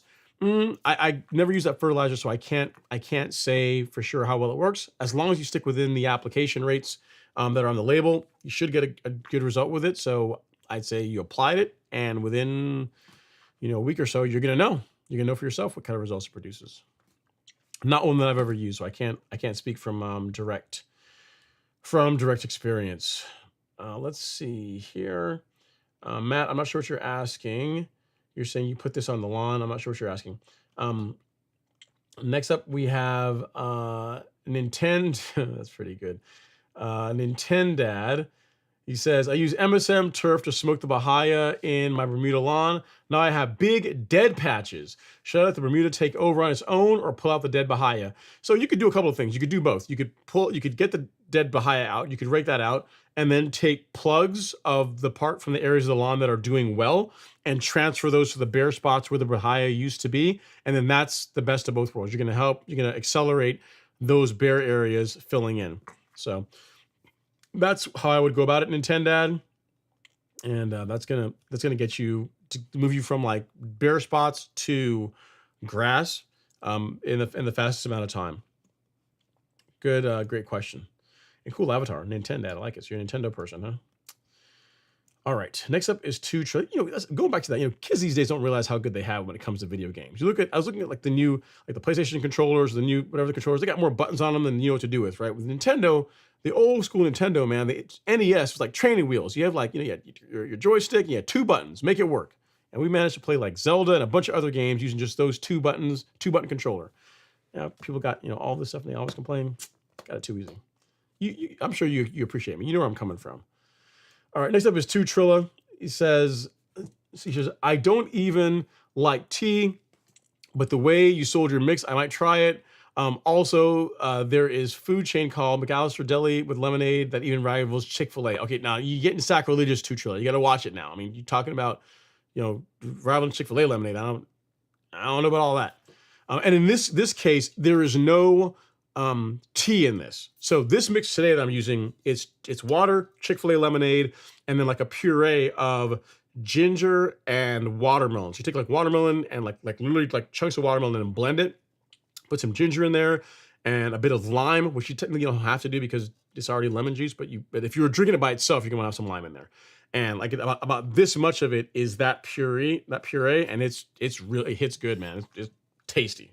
It's really good. If you like Chick-fil-A or if you like lemonade and you like the taste of watermelon, then like you put and you like ginger, literally all go together and it's pretty good. Like you could sell that. Like people would buy it. It's that good. All right, next up, you said also Gigam Act. Okay, see, bro, I was giving you all these props, and now you got to be like a Texas person. I can't do it. You guys just got bad. At least you got good taste in like YouTube live streams around lawn care, but your taste in sports, I guess nobody's perfect. Terrence Stamp says, Ron, I think I have a mix of cool and warm season grass. How do I tell the differences? I mean, you could send me a picture and I could look at it and tell you, but I mean, where in the country are you? Because if you're in Georgia, it's kind of unlikely that you have, unless you got some fescue in there, it's kind of unlikely that you have like cool and warm season growing in the same lawn, and they grow, and unless you put the cool season there. So if you overseeded your existing lawn with rye, then that could be that, but it could be a thing. But as far as like, you have a Bermuda lawn and it just happens to get like ryegrass in it or happens to get perennial ryegrass in it and it's doing well, not typically a thing, especially as we get in the summer months. So if you do have a blend, it's likely Bermuda and maybe fescue. Like fescue can do all right around here, but it's more than likely it sounds like you did an overseed or something and you got both. So if you want to send me a picture, you can. Ron@golfcourselawn.com. I'll take a look and I'll let you know what I think. Kevin L. He says, Ron, what advice do you have for getting rid of Bermuda mites? Seems like a lot of people are getting them this year. Yeah, so there is a insecticide called Delta Guard for Bermuda mites, and I will send you. I can tell you where you can get that. You can get it on Amazonia. Let me get a link to you for that. There we go. Delta Guard G in granular form. All right, so this is labeled to control Bermuda mites along with a whole bunch of other stuff, Kevin. And I've not, knock on wood, I've not had Bermuda mites in my lawn. Hopefully I never have them. But the half a dozen times that I get this question throughout the year when I recommend this product, people use it and they get really good results with it. So to give this a shot for Bermuda mites. There we go. So that's what you're gonna want to go with. All right. Fresh, along with me says fresh apples are talking about Bermuda seed heads. Oh, okay. Seed heads. Yeah. Seed heads. It's for most lawns, fresh apples. It's a 2 to 3 week problem, assuming you're getting enough nutrient, you're watering enough. I mean, the mistake people make, they think that if you mow it, you can mow it and get rid of them. It's not really a thing. It's a response that you get, that the grass goes through every year as you transition from warm weather, from cool weather to warm weather. So from like the cool temperatures in the springtime to the hotter temperatures of summer, that's when seed heads tend to be a thing. And again, in most lawns, it's less than a month. On my lawn, it's like 2 to 3 weeks, and then they tend to really begin to fall off. The way you can make them not appear as much is to use a growth regulator like Primo. So using like a growth regulator like Primo Max, it helps suppress the seed heads so you don't see them as much. But again, for most lawns, it's definitely less than a month. Most cases, in my particular case, it's like 2 to 3 weeks, and then they're not really a thing as much anymore. Like even on my back lawn, I don't really see them as much as even like a week and a half ago. Like a week and a half ago, I saw them more. I even did a video, like a short with horrible audio, by the way, where I show you guys seed heads in my lawn. If you guys want to see that, I can probably find it here and send it to you, because this was, I think it was May, whatever it was, like, yeah, 6 days ago. So May 11th. You can, if you watch this short, and again, I apologize for the audio. I didn't put my microphone on before I went out. Just to film it. If you watch this, I actually show you seed heads in Bermuda lawn. And my lawn is cut short. It's short cut turf grass, and they're still there. So it's not like even if you mow shorter, you're not going to see. They're not going to be a thing. You just have to kind of let it run its course. And again, 2 to 3 weeks, they'll be gone. And in my case, I have to actually point them out to you, because if you just look at the lawn, you can't really see them, because I use growth regulator. They don't really show up unless I point them out, which in that video, you'll be able to see them, because I'm going to point them out. All right. Kenny Cavell says, touche. Well, at least man. At least you recognize that, how y'all LSU folks are. I get it, So Higgy pops in here. He says, happy Friday, everyone. Let's all hit the like button. It's free. Let's do that, guys. If you have not hit the like button, we'd really appreciate it. And Higgy, I did show everyone your handiwork.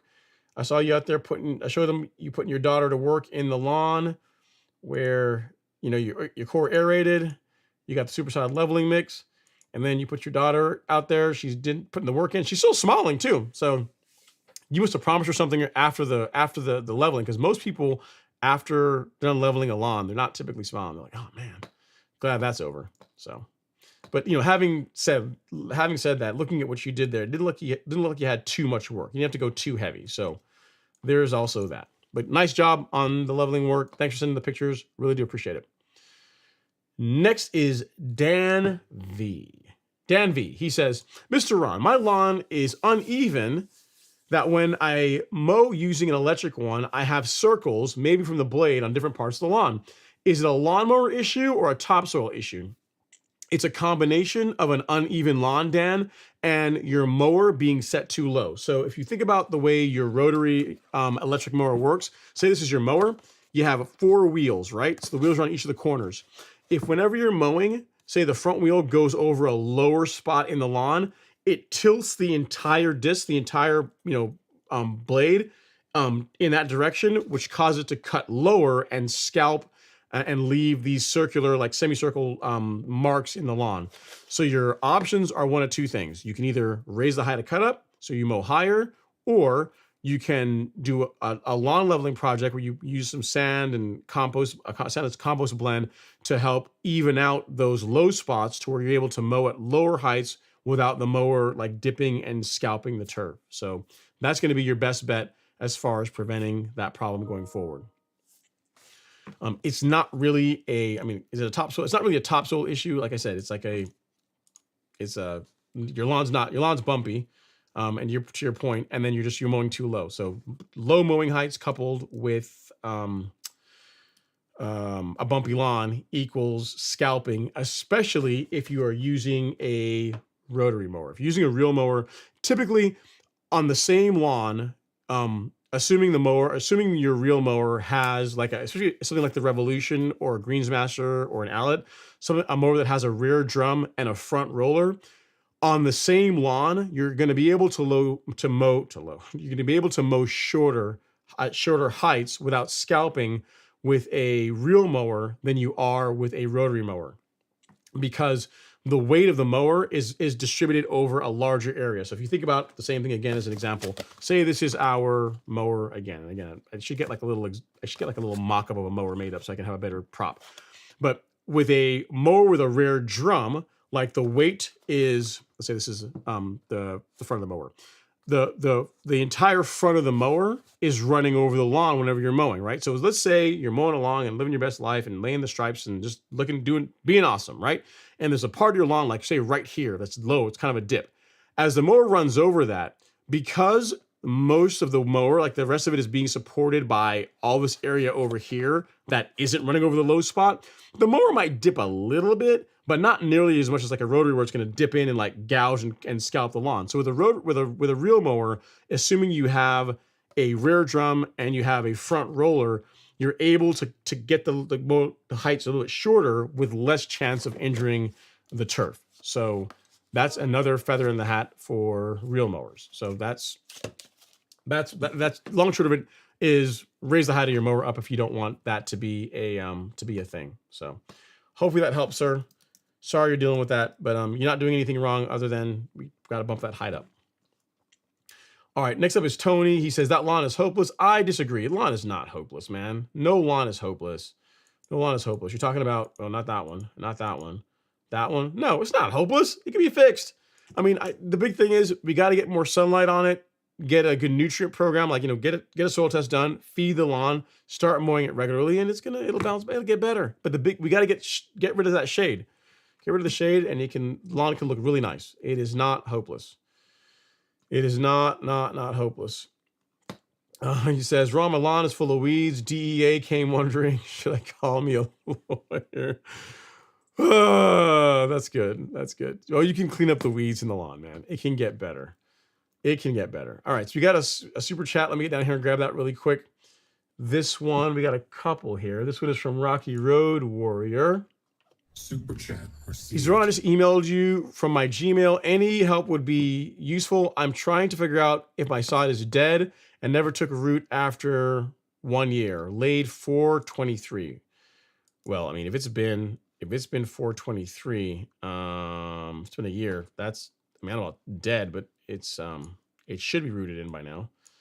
Let's see here. I got one picture. I see you sent an email. I'll reply to the email once the live stream is over, Rocky Warrior, but I'll take a look at the picture and show everyone. And it doesn't look dead. It's not a great picture, but it doesn't look dead to me. I mean, it looks kind of lumpy, but there's some color in it. You know what I mean? So I don't know that that's really dead. Yeah, here's what I would say. I don't think it's dead. It does look, to your point, it does look kind of lumpy. And I would expect it to be looking better this time of year than it does. But what I would say is this. Let's just run down like the 5-point process. So if you've not done a soil test as yet, let's do that. Get a soil test done. Let's figure out if there's any kind of nutrient deficiency that could be holding the lawn back.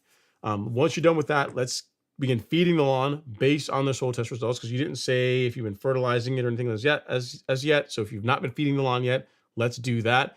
And then mow it. I mean, it looks bumpy, but it also looks like you haven't put a mower on it, man. It looks a little bit, I'm not sure if it's been mowed here recently. It looks kind of, I don't know. It's hard to say, because again, it's not a great picture.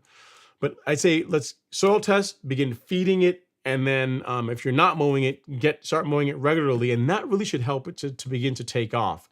So sorry you're dealing with that. I don't think it's all dead, because I do see a little bit of color in there. I think it just needs a little bit of help. And then you should see it should respond and start doing better. So hopefully that helps out. If you have any other questions, let me know, but I'll also read through your email once I get done with the live stream and also send you an email response as well too. Again, thanks for the super chat. Really do appreciate it. Super chat received. And then next up, we got Evan. He says, hey, Ron, I have recently sodded a Bermuda lawn. How do you suggest I take care of it? Should I fertilize it? I love your videos. They help me a lot.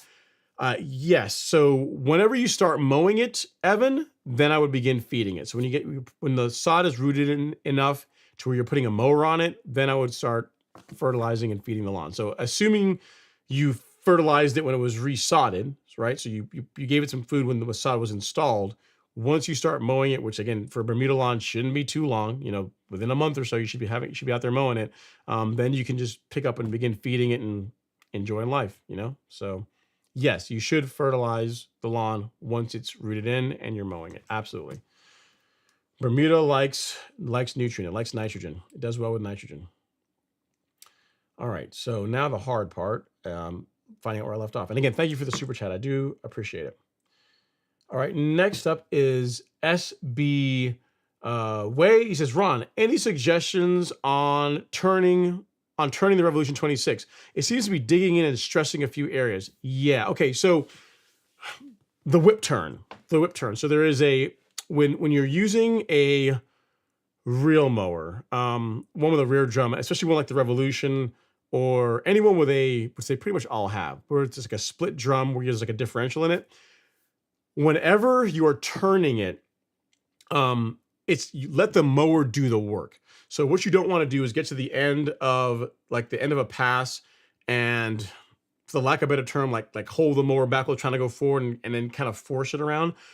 If I were going to turn, so I can talk you through this. If I were going to turn the mower to my left, right? If I were going to turn the mower to my left, as I'm approaching the end of the run, what I would do is I would tilt the mower back, like tip it up, and then push the handlebars to the right, and then gently kind of like ease it, like lower it back onto the turf as I make the next pass. It's something it's a skill you develop over time. I think I've done it. You know what? You actually be able to see it. I have a video where I mowed with the Allet. No, sorry, with the Greensmaster. The Greensmaster versus the Revolution, and I actually do some of those, and you can see what I'm talking about in this video where it's just me mowing the lawn. So if you watch Revolution and Greensmaster, it's from last year, you can see me doing whip turns. But yeah, it's a skill you'll develop over time to where you'll be able to turn the mower better without tearing the turf at the end of the run. You know what I mean? It does help to throttle down a little bit, or because the Revolution has like it's got a clutch on the drive system, so you can kind of slip the clutch a little bit. You can kind of like not run it at full speed and creep up to the end of the run. And then again, same thing, tilt the mower back, push to the right, let the mower do the work, and then kind of let it kind of fall back in the turf and continue your pass. But it's something you'll get better at with time. You just gotta practice it. The Greensmaster allows you to get really good at it, because the Greensmaster, literally, I can start mowing the back lawn and never touch, not really ever like throttle the mower back a lot, because I've gotten, get to the end of the run, you can just do a whip turn and let it keep going. But this video will show you what I'm talking about. Let me make sure this is the right one. I'm watching here. Yeah, this is the one that has that in it. Yeah. So yeah, watch this video from last year, and it will get you all squared away. So at SB Way, real mower turns. And you know what? This is actually a good video. You guys talk about new content. This is a video that I will make. I will make a video on doing whip turns with a real mower. I show it in different videos of me mowing, but I don't actually have a video that's on that topic. So that challenge accepted. That'll be a good video to make, because it's one that you guys don't have. And for all you guys getting new mowers, I'll show it with all three. I'll show it with the Revolution, with the Greensmaster, and with the So the Greensmaster, the Revolution, and the Allet, all three of them. So you'll have a tank, a smaller tank, and then like a smaller mower, like a less heavy mower, less wieldy mower. So you'll see all three versions. So I'll work on a video for that, because this is one I don't have, and I think you guys would get some value out of it. All right. Next up, we have Clayton Jefferson. He says, "Hey Ron, would you recommend Hydrotain or another product for summer time protection?" So Hydrotain or Foreplay. You want to use a moisture manager of some sort. So Hydrotain or Foreplay would be a good result, a good choice, Clayton, for that purpose. And you would do it now. Don't wait until summertime to when temperatures are hot to begin introducing the moisture manager. You want it in the soil prior to the conditions you're trying to protect the grass from. All right.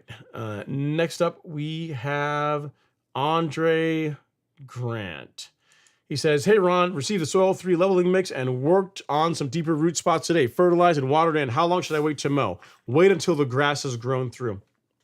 If you don't want to take the chance of dulling your mower. If it's a rotary mower, less of a problem. But a real mower, you absolutely do not want to run a real mower through sand, because if you do, you're going to be sending it in to get it sharpened. So wait until the grass grows through, and then you can resume your mowing. It shouldn't be that long. It shouldn't be that long. Assuming you didn't go too heavy, a week, 2 weeks at the tops before you can get out there and start mowing again. All right, Matt Jackson is up next. He says, "I got here late. I'll be fighting that nutsedge this week." Yeah, Matt, I saw the video you sent. Thanks for sending that to me. And yeah, what you have in your lawn is nutsedge. I'm not sure I can actually show the folks your video. I don't think so. I don't have it queued up here, so I might not be able to show everybody. Actually, I've got it here. Yeah. Let me see what I can do. I'll be able to show folks what you got going on in your zoysia lawn. What I'll do is I will get it further down here, and I'll show you this. I'll pause it, and you'll be able to see the area. Okay, so Matt, if you guys remember, he last year did the St. Augustine to zoysia lawn transition. He did his lawn renovation, and if we look here, this is him showing the zoysia, or the sedge. See the nutsedge that's in his lawn. See there? So he sent me a video saying, "Hey, what is that in my lawn?" I said, "Yeah, it looks like nutsedge, man." So some certainty will clean that up, and he's got some more there, some more nutsedge, and yeah. So thanks for sending that, Matt. Again, I will show the folks. I just want to show the folks that, because if they ever wonder what nutsedge looks like in zoysia, they can now see it. So yeah, good stuff. Thanks for sending the video. All right, next up is Sean Spivey. He says, "Good evening, Ron. Walking in my lawn, I stepped on hard spots like a rock just underneath the surface. I dug it up and discovered what looks like a fungus." So you dug in your lawn, and you found what looks like you just sent me a picture of it, Sean. That's interesting. I thought you were gonna tell me you found a rock or something. Yeah, so if you want to send me a picture of what you're talking about, I can take a look at it after the show. My email address is ron@golfcourselawn.com. I'll take a look, and I'll let you know what I think about it. I thought you were going to tell me you found like a piece of plywood, or a boulder or concrete washout or something like that in there. I did not expect you to say fungus. All right, our fragrance journey is up next. Is this up, Ron? Go Dogs. You're getting better. You're improving, man. Slowly but surely, week to week, you are getting better. We will accept you. That's one thing with us and us Georgia fans. We're not we don't hold grudges, really. Folks that used to back Alabama, if you want to come over here to back Georgia, we're good with that. You want to come over to a winning team? By all means. All right.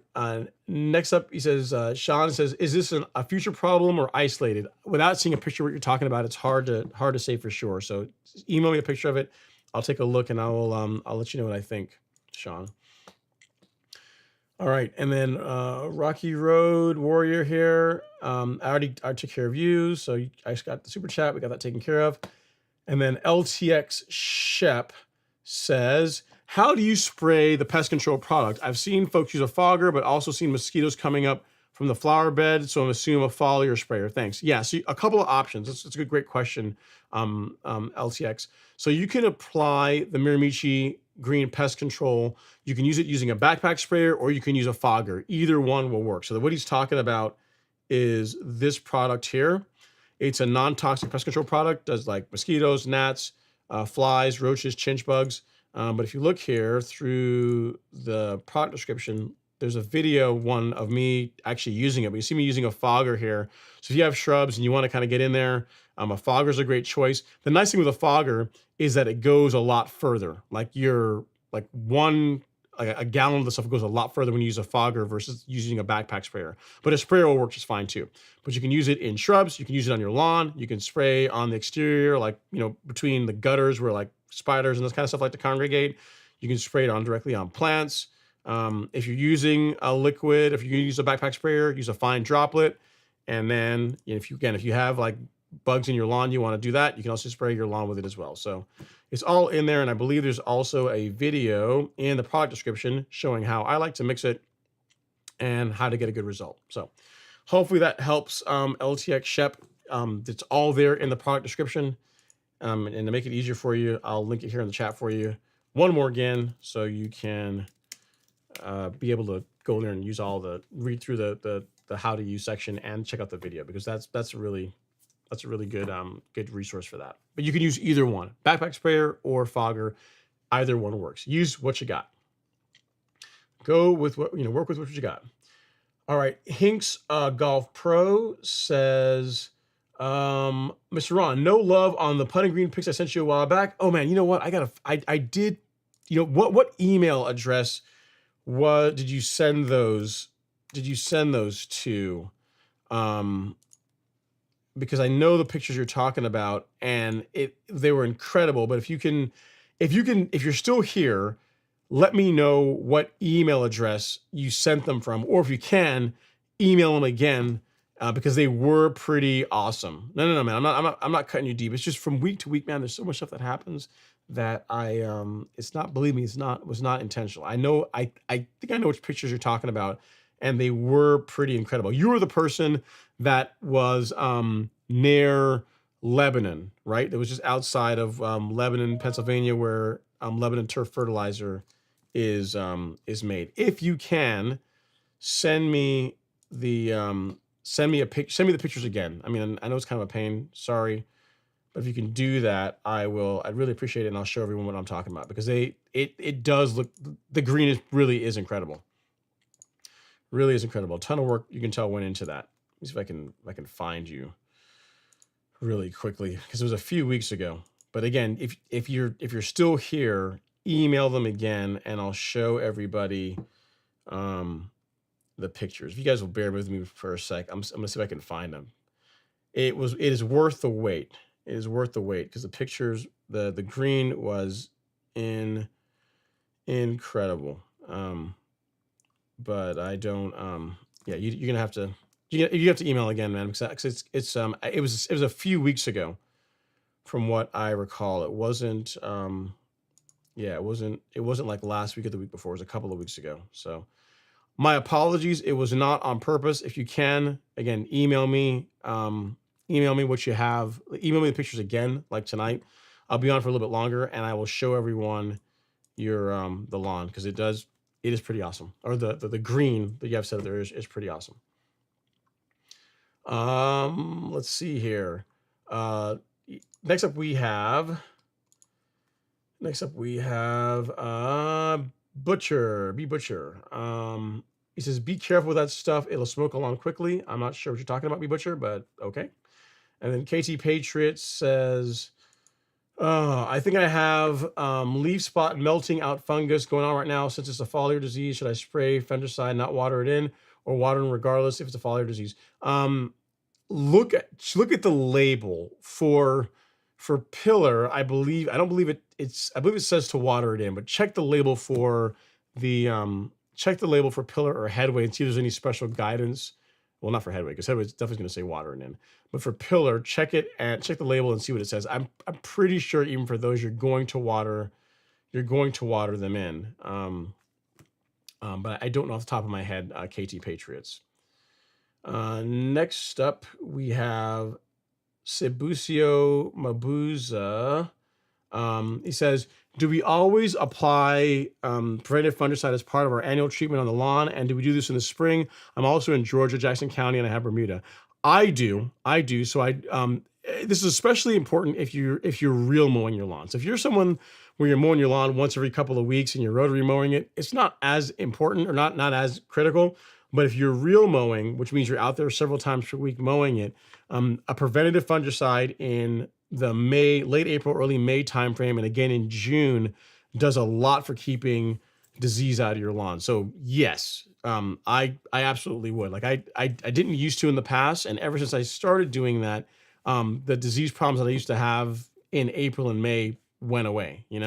And the other time that I apply a preventative fungicide is in the fall, so October, November, and that's primarily for spring dead spot to help prevent that from being a problem the following year. So there's only 2 times a year, May, June, and then October, November, and really it's for turf but it's more stressed because you're mowing it more frequently, like real mowed lawns.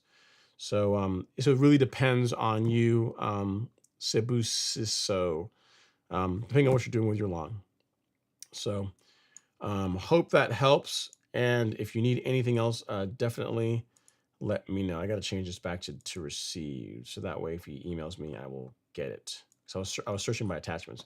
Yeah, man, if you're still here, send me a picture, or I'll dig through my emails if I can find it again. But it was a really cool picture. If you're the person I think, if you are who I think you are, which I think you're the person that's in Pennsylvania, that's not that far from Lebanon. So if it's you, email me again, and I will. I'll show everybody. All right. Next up is Rocky Road Warrior. He says, Ron, how do you remove the plugs left behind by aeration? So I use a leveling rake.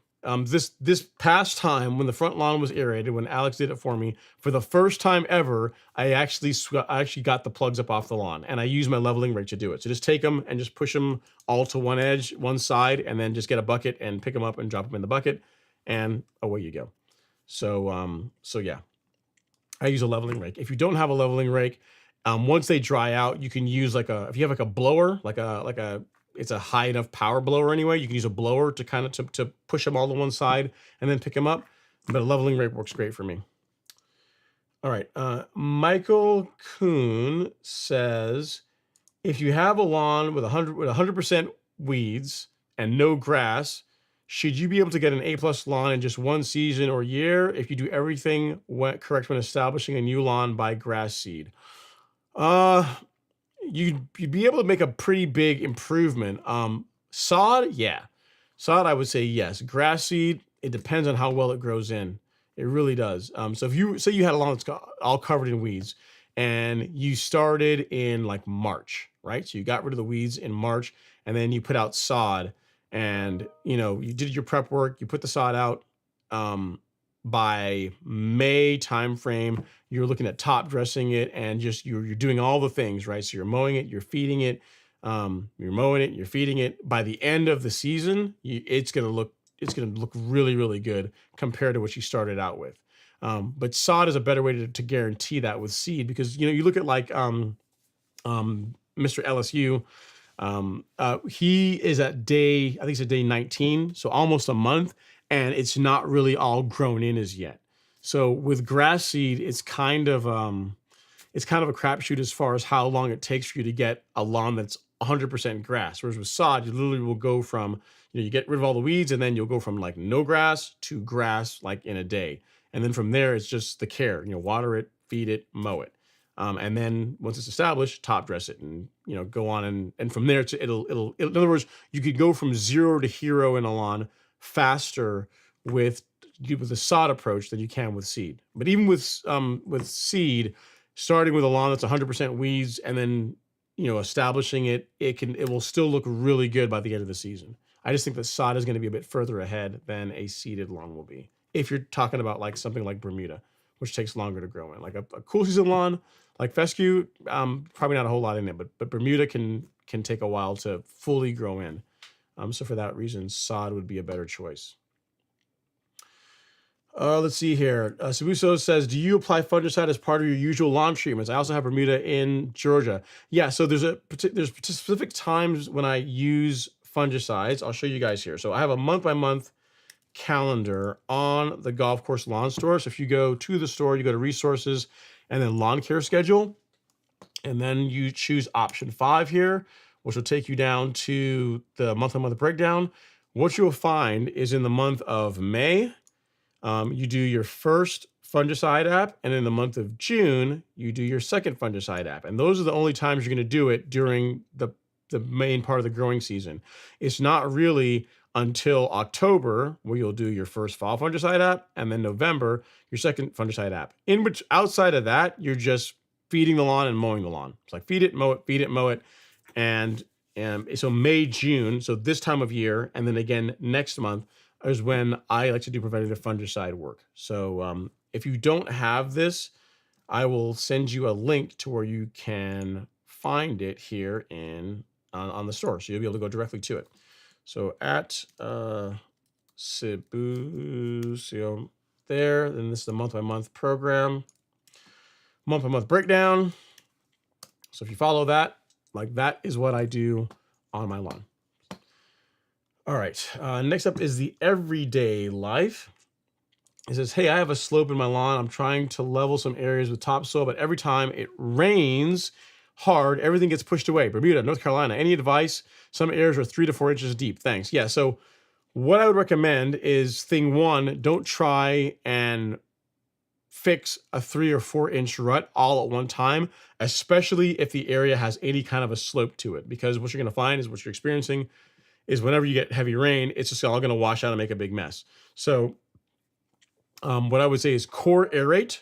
That would be the first thing. And then 2, build it up slowly. So multiple top dressings or multiple, spot top dressings in those areas that are lower is going to be better than trying to do it all in one go, especially if the area is not level, because that is, that you're just asking for it. Like on my, actually, I've tried this. I'm telling you guys this stuff. I'm not just making it up. I've actually tried what you're talking about. Like I've tried leveling really heavy on my front lawn, and it makes a big mess. What happens is rain happens, and it just all falls. It all washes down to the bottom, and having to get one, you'd have like wet, caked up sand at the bottom of the slope that you'd have to now like really hard scrape away and try and throw it backward. It's a pain.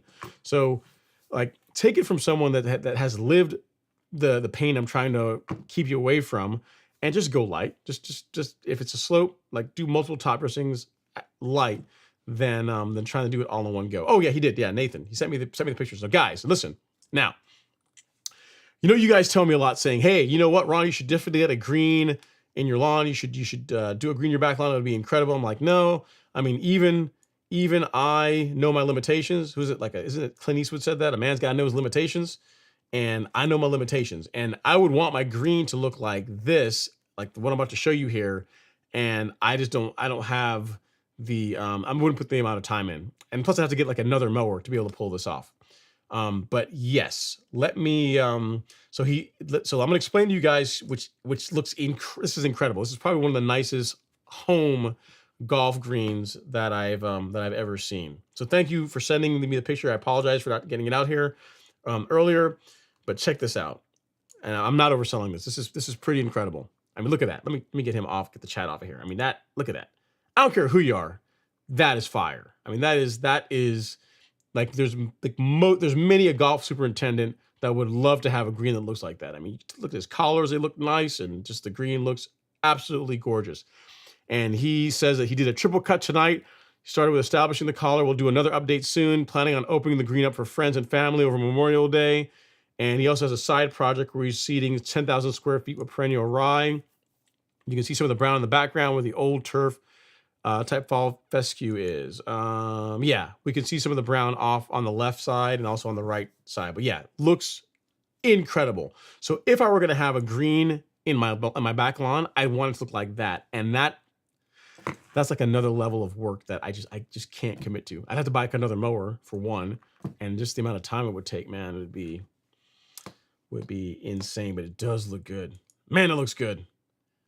That looks incredible. So thanks again. Thanks for sending the picture again. I apologize for not getting it on the live stream. So I remember when you gave it to me last time, you said you sent the email at the end of the show, and I wasn't able to get it on. But it's incredible. Incredible pictures. And this is I guess he's truly trying to build a golf course, because this is his tee box. He's just sent a picture to me of that. So if you want like lawn goals, this is his tee box. Looks like he just finished top dressing it, and that's still filling in. But even that is pretty legit. It's pretty legit. I gotta hand it to you. Looks good. But this is absolute fire, man. That is incredible. Really, really nice. Nice work. I salute you. That's awesome. It makes my lawn look like a weed patch. That's a lawn done right. All right. Well, keep us posted. Keep sending me pictures. And again, if you want, email your best bet to get pictures on the show. And I've already said this before, but if you can remember to email me on Friday, like a couple hours before the show, even if it's like Friday morning, but really Friday after lunchtime Eastern, then it's in the top of my inbox. And it's when I start putting together, taking the pictures and organizing them and having them ready to show. So if you have anything you want to show, like email it to me earlier in the day, and that increases your likelihood that it's going to get on the show. And you definitely got to keep us posted, man, because that just looks incredible. That is something else. That is absolutely gorgeous. Wow, wow, wow, wow, wow. Nice work. Very nice work. Okay. Next up, as we're winding down, let's see. Rocky Road Warrior, we already got you covered. And then Terrence says, I'm in PA outside of Philly. I mean, it's possible you got to mix a cool season and warm season grass. You could just have two different types of cool season grass. Is what's more likely, Terrence. You might have like fescue and something else, and like another cool season grass. I kind of doubt that you've got Bermuda in Pennsylvania. It's kind of unlikely. You're very welcome, SB Way. And then Baseman says, what's a good starter reel mower? Depends on what you're trying to do. If you're looking for a push reel mower, this one is a good choice. It's like a 7-blade. It's a 7-blade reel mower that you can start out with. Wouldn't be a bad choice for getting going. But if you're talking about a powered reel mower, let me link this for you. If you're talking about a powered reel mower, then if I were in the market for a new reel mower and I wasn't trying to break the bank, I would get the Revolution. The Revolution 26 is what I would buy. That for the money is, again, really, really tough to beat. And that's for a powered one. You're talking about like, big boy reel mower, like one that is going to produce a better cut, like what most people think about when they think about like reel mowers.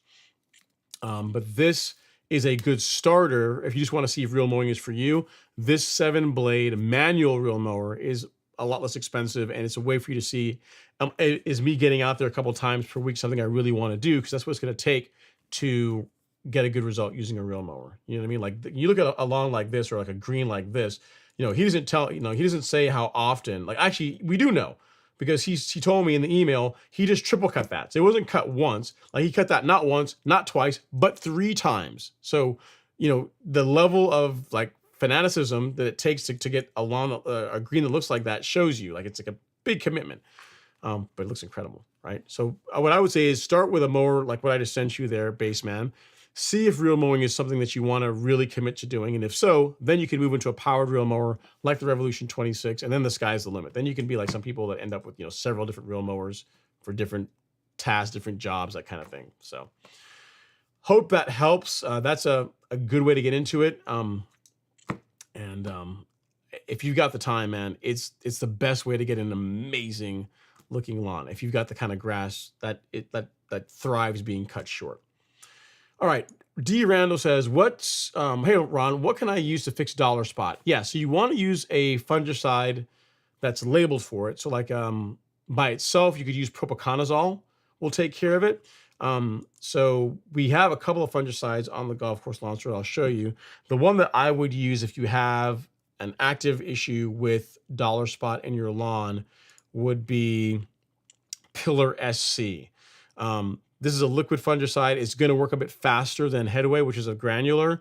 The cost per application of this is actually less expensive. So this one bottle treats an acre, treats 43,000 square feet. So this is what I would use to control dollar spot and a host of other lawn diseases. If all you care about is dollar spot, you could just use propiconazole, but I would honestly use like a fungicide like Pillar. It's got 2 modes of action in it. It's going to do a better job controlling dollar spot and other diseases that you might come across in your lawn. So I'll send you a link here to where you can pick that up, D. Randall, if you so desire. I'm not sure if you're still here, at D. Randall. There we go. Pillar SC. That is what I would use for dollar spot in your lawn. do an application, and then 14 days later, do another application. And that should be in pretty good shape after that. All right, Andre Grant is up next. He says, cool, got a True Cut C25 from a landscaper selling his house, picking it from the shop on Monday. Nice. Congratulations. Got to clap it up for you. Got some new equipment.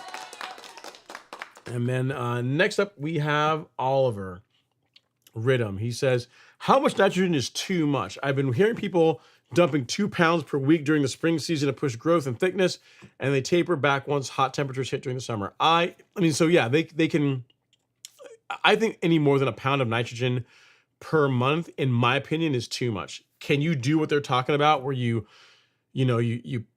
go heavy and try and push a bunch of growth in a short period of time? Yeah. But you can start causing problems. You increase the likelihood you're going to cause thatch problems. You also increase the likelihood that you're going to have disease issues. So a pound per month is what I would stick to. No more than that, Oliver. That is what I would do. I would not get out there and throw 2 pounds of nitrogen at the lawn as a way to push growth. You know how you can allow the lawn to wake up sooner in the season and go dormant later in the season is like, look at it, take a more complete approach to it. So don't just try and slam the lawn with a bunch of N to get it to grow quickly. If you focus on creating great soil, so rich soil with plenty of organic material, so using like products that have like biochar and rich compost like Essential G. There's other products out there too, but Essential G is a great one. If you do that regularly, where you build up great soil, what you're going to find is the lawn is going to wake up sooner. It's going to make better use of any nutrient you put into it. It's going to be less prone to disease. There's going to be a whole lot of benefits versus just trying to get like quick growth by throwing a bunch of nitrogen at it. Case in point, like my lawn was the first one to wake up in the entire, like on my street. First one to wake up, first one to look green, really look nice, and I didn't throw a pound of nitrogen at it. At no point has the lawn seen more than 0.7 of a pound of nitrogen this entire season.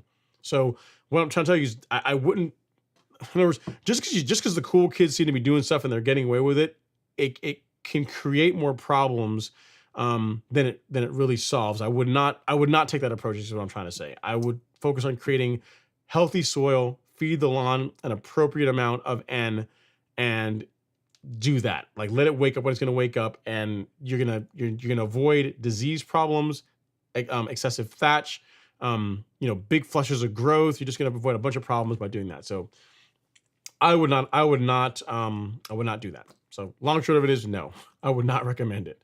You can do what you want, but I would try and steer you away from doing that. All right, next up is James Kelly. He says, leaking nozzle tip I have is I replaced the gasket, and I've added a spray filler tip with a check valve, and I even added Teflon tape to the threads without gaskets, and it still leaks. I don't know. Maybe the end cap that you have, there's something wrong with it, James, because it sounds like you're doing all the right things. If you have a spray tip, well, let me see. The only thing you haven't done is try a different spray tip. So if you've got like one foliar tip and that one is always leaking, no matter what you do, try a different one. Maybe that one that you got is out of tolerance or something, But if it sounds like if you're using Teflon tape, you replace the gasket and it's still leaking, I would try. The only things left to try at this point are a different spray tip or the actual cap assembly itself, like the assembly that captures the spray tip, the nozzle. That's the only thing that's left to change. So if you, like, with everything you've done, it's only one of those two things that are left. The spray tip itself is like out of tolerance, or the nozzle, or the cap has got like a crack in it, or there's something wrong with it that's causing you to have that leak. So you're down to like two last things to check. So hope that helps. Sorry you're dealing with it, but sounds like you're on the home stretch as far as figuring out what the problem is. And you said it's a Yard Mastery spray pump. It cycles, surging every 2 seconds if you're not squeezing the trigger. Yeah, so that definitely points to a leak of some sort.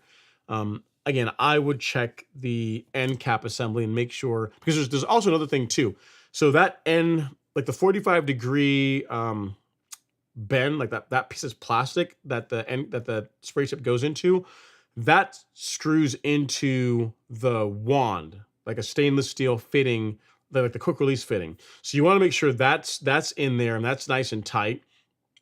And if you do that, the only thing that's really left is the end cap. So I would check. There's only a couple of areas where it can leak, and if it's still leaking after that, then again that plastic part is what I would look at replacing. That's the only thing that's really left. The spray tip and then that plastic piece.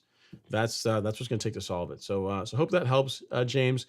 You can find another one of those spray those nozzles on I think FlowZone's web. I think they sell them. I think FlowZone sells them. So I will find a link here for you to it under their adapters. Yep, here we go, right here. So if you want to get another one, like if yours has a crack in it or something and that's causing a leak, then you can get a replacement one here. So let's see here at James Kelly. There we go. There we go. So yeah, that's like a replacement piece. So yeah, that between that you're gonna solve it, and they're not that expensive. It's like $12, $13. So hope that helps out. All right, guys, we are winding down. JR says, how's that Revolution 26? It's great. On the fence between the 2026 and the Toro Greensmaster. Ooh, so that's a good point. Great question. Yeah, so if you're mowing up to a fence, the Revolution 26 is better than the GM or the Owlet. So the zero edge of the 26, so the right side of the mower, like it allows you to get right up on the fence. Because the way they designed the mower is, you think about like most mowers, like even like the Greensmaster, even if you remove the axles, there's like a for lack of better words, there's like a hub. There's like a hub that the axles screw into, and that limits how close you can get the mower to like a fence. And because the like the caps that also hold the belts, that is, how can I describe this? Those are wider than the front track of the mower. So that also limits how close you can get up to a fence line. Whereas with the Revolution, what they did is on the right side, the zero edge of the mower, like all the bolts and everything that kind of holds the mower together, there are metal plates that keep those bolts fully recessed. So literally when you're mowing up against a fence line, it's like a smooth surface. There's nothing there. And that smooth edge is in line with the reel. So as far as you being able to kind of get as close as you can to a fence line and still get a really good cut, the Revolution out of all the mowers I have is by far the best for that. So if you're trying to mow along a fence, like it's better than the Owlet, it's better than the Greensmaster because of the way how the right side of the mower is designed. You could literally even go right up against a fence. You could actually even run it against if you want, because like all the bolts are captured, they're all recessed. So I mean, you don't want to do scratch up the mower, but literally it's you've got a completely smooth surface on the right side that you could run along the fence that's going to allow you to get really close and produce a really good cut. So that's a good point. That's another feather in the cap for the Revolution over the Owlet and the Greensmaster. So like I said, they all got pros and cons, man. It's like asking you, like, which one of your children do you love the most? They all got ups and downs. So yeah, but mowing along a fence, Revolution. All right. Thanks so much, James. I appreciate you coming to hang out. And then next up is James Covey. He says, evening, Ron. What 7-blade manual reel mower did you just send to Baseman? Yeah, thank you. I will send that to you as well. Steven, I'm sorry. I realize you're on Facebook, so you don't see those posts. So we will get you all squared away. This one right here is the one that I would recommend. So here in the chat, you should see it now, Steven, because that one sends it to all the platforms. So if you're on Facebook or Twitter or YouTube, you'll get it as well. So hope that helps. Let's see here. Brian Hall says, hey, Ron, how often should I water my lawn? Depends on how much rainfall you have. Ideally, an inch to an inch and a half of water per week whenever it's hot out is what Bermuda needs to really do well. So if it rains, like it's been raining here in Georgia, you don't really need to run irrigation. But if you have a week or so going by where you're not going to have any rain in the forecast, you can run a couple of irrigation cycles to get an inch to an inch and a half of water on the lawn, and that's pretty much all you need for the lawn to do well. This time of year, an inch is enough, but when you get into the summer months, you may want to bump that up a little bit just to make sure the lawn is adequately hydrated. So hope that helps, Brian. Good question. And next up is Hinks Golf Pro says, by the way, all with the Hudson reel mower. Cool. So a manual push reel mower. Wow, looks awesome, man. It's a love-hate relationship with the product, but I was trying to save some money on getting a professional reel mower that I couldn't maintain myself. Very cool. So this is done with a manual push reel mower. Granted, it's like a $2,000 manual push reel mower last time I checked. However, still looks good. You got to admit, that looks good. Very nice, man. I gotta hand it to you. That came out pretty sweet. So keep doing it. Keep doing what you're doing. It's obviously working. And then Zoshida says, good night, Professor. Thanks, y'all. You do. I've been lurking and absorbing your lawn lessons. Thank you. You're very welcome. I appreciate it. And let's see. And of course, it's late. You can always tell, man, it's late in the evening because that's when the trolls show up. So we'll just skip past them and we'll move on to Jared. And he says, Ron, can you explain a powered reel newbie? What makes a greens mower different to a residential power reel mower? A couple of things. So the way you set the height of cut on a greens mower is set using either like a bar and screw, or really using an AccuGauge, gauge, which I've got one on the shelf. You can't really see it. So using that, so the way you set the height of cut is different. The build quality of it is different. So the way the mower, they're just a lot more solidly built.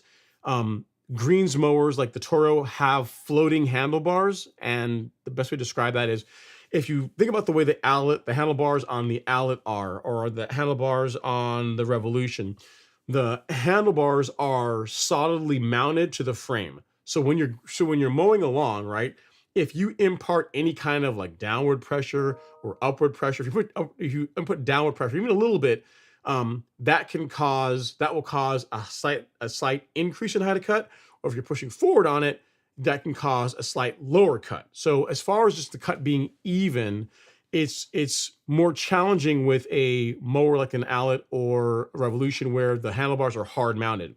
With the greens mower, with the Toro, what Toro did is the handlebars have probably like 2 inches of movement. So as you're mowing along, the mower moves independently of the handlebars. So you can kind of hold the mower and you're mowing along, and the best part of it is the handlebars kind of float, which doesn't sound like a big deal, but the fact that the mower can literally sit on the turf and ride on the turf, and there's like a mechanism to take any inputs that you put into the mower out, like your inputs out of it, allowing it to kind of sit in the turf and cut, produces a better cut. Like it is noticeably better. The wheelbase, or for the lack of a better term, the wheelbase, or the distance between the front roller and the rear drum on greens mowers tends to be shorter. So if you're mowing over like crests or over undulations, they are less likely to scalp. In other words, you're less likely to high center the mower and gouge the lawn. Like a true cut is pretty bad about that. Like if you mow over a crest with a true cut, because of the distance of where the rear drive wheels are and where the front roller is, it's like a longer wheelbase. You know what I mean? So if you're going over like say you have got like a hill here, like a crest, if you go over that with a true cut, the front roller is going to go over and the wheels are still back here. So what happens is now the reel is going to like gouge like the crest of the hill. With the greens mower, it's closer together. So the drum is here, the front roller is closer, so it's just less. It rides uneven surfaces better than most mowers and most residential mowers. The Revolution is pretty good in that the wheelbase on the Revolution is pretty tight. It's fairly short. It approaches like what a greens mower does, and the Owlet is also pretty good too.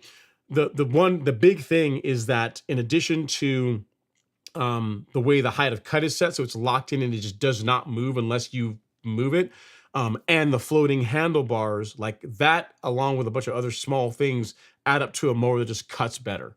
You know what I mean? So it's a bunch of small things. It's not like any one thing that a greens mower has that separates it from like a C27 or from a Revolution. It's like a bunch of small things that produce a better cutting piece of equipment. So, and probably the biggest thing I would say is outside of wheelbase, for lack of a better term, is the floating handlebars on greens mowers is a big deal. Like that, you don't realize how much of a difference that makes, or you don't realize how much you move the mower when you're cutting, when you're on a lawn, until you have a mower where the handlebars can float, and you'll literally watch like I'm holding it fixed, and you'll literally watch the mower moving independent of what I'm doing, and that, again, it allows it to literally stay dialed, like locked into the surface, and it produces a tighter and better cut overall. So there's again, a bunch of small things, and as it should, because they're a lot more expensive. Like, again, it's not a fair comparison, because a brand new greens mower is $15,000, $16,000, $17,000 depending on options.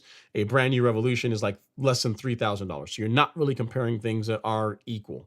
So so hope that helps. But it's a bunch of small things. Maybe that might be a good video too. Like, what's the difference between a residential mower and a greens mower? Because I got both of them, so I can show you guys what I come across. And again, it's a bunch of small things.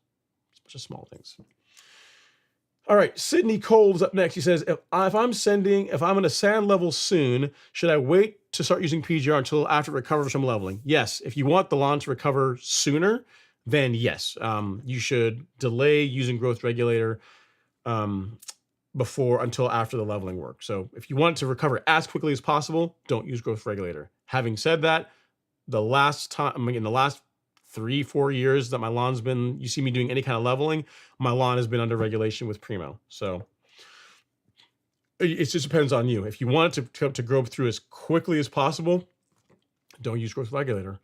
If you don't really care, then use growth regulator. In other words, using Primo is not going to prevent the lawn from recovering from top dressing. It will just take longer, especially if you do it what I consider to be not the optimal way, which is you go too heavy. If you put a ton of sand on the lawn, then you really don't want to use growth regulator. But if you go light, like, quarter of an inch to half an inch, then growth regulators, I mean, it's going to slow it down a little bit, but it's not going to be a terrible thing where you're waiting for weeks and weeks and weeks for the lawn to recover. You're very welcome, Stephen. And then Jared says, oh, it's like shock absorbers on the handlebars. Yes, the way you can think about it is, if this is the handlebar, like say this is the this is not the handlebar. Say this is like the handlebars up here, right? And then this is like what attaches to the mower. There's like an oval grommet, for the lack of a better term, that this can ride back and forth in, it can move in. And it's I don't know, it's probably 2.5 inches of movement. And that decouples your movement in the handlebars from what the mower's doing. And it makes a difference in how the mower cuts. It really does. And again, I've never seen that in any I haven't even seen it even Allet doesn't do that. Like I mean, you think as much as that mower costs, they should have that in there, and they don't do that. I've only seen that in greens mowers. So that's probably the biggest thing, that and the shorter wheelbase. All right, and then finally, our last question of the evening is from Mr. Joshua Araya. He says, I feel like my lawn isn't as green as it should be. I've been fertilizing per my soil test. Any advice? Thanks, Ron. I mean, without a picture, it's hard to say for sure. So you've been feeding it, you've been fertilizing it. Are you using like a micronutrient that has some iron in it? Like that will help it to get nice green color. And then outside of that, believe it or not, making sure your equipment is sharp. So you could be doing all the things right? You could be feeding the lawn properly, with the correct fertilizer, even with a micronutrient. But if you're mowing the lawn, especially with a real mower, and it's not sharp, what you're going to find is it's going to have like a dull color to it. Like you look at the edge of the grass tips, and because they're not being cut cleanly, they'll be brown, and it's going to make the color is going to suffer from it. So as long as the nutrient is in check, as long as it's getting enough water, obviously, and you're mowing it regularly with sharp equipment, you should have a pretty good looking lawn. It's pretty tough to not have a great looking lawn outside of that. Again, you look at, if you look at look at my lawn, this is from this week, and this is after being verticut, turf raked, and then mowed. This is all with the Allet in what you're seeing here. But that mower is sharp. Like I keep it nice and sharp. I backlap it as I need to. And the color looks great, right? So and I'm probably doing the same things you're doing, like 901C carbon kit, micronutrient, and there you go, right? That's what that can look like. So the last thing I would check, Joshua, is if you are not, if you're pretty sure your nutrient program is good, check your equipment. Make sure your equipment is sharp. Like that's really important. It's really important to getting to having the lawn stay green between mowings.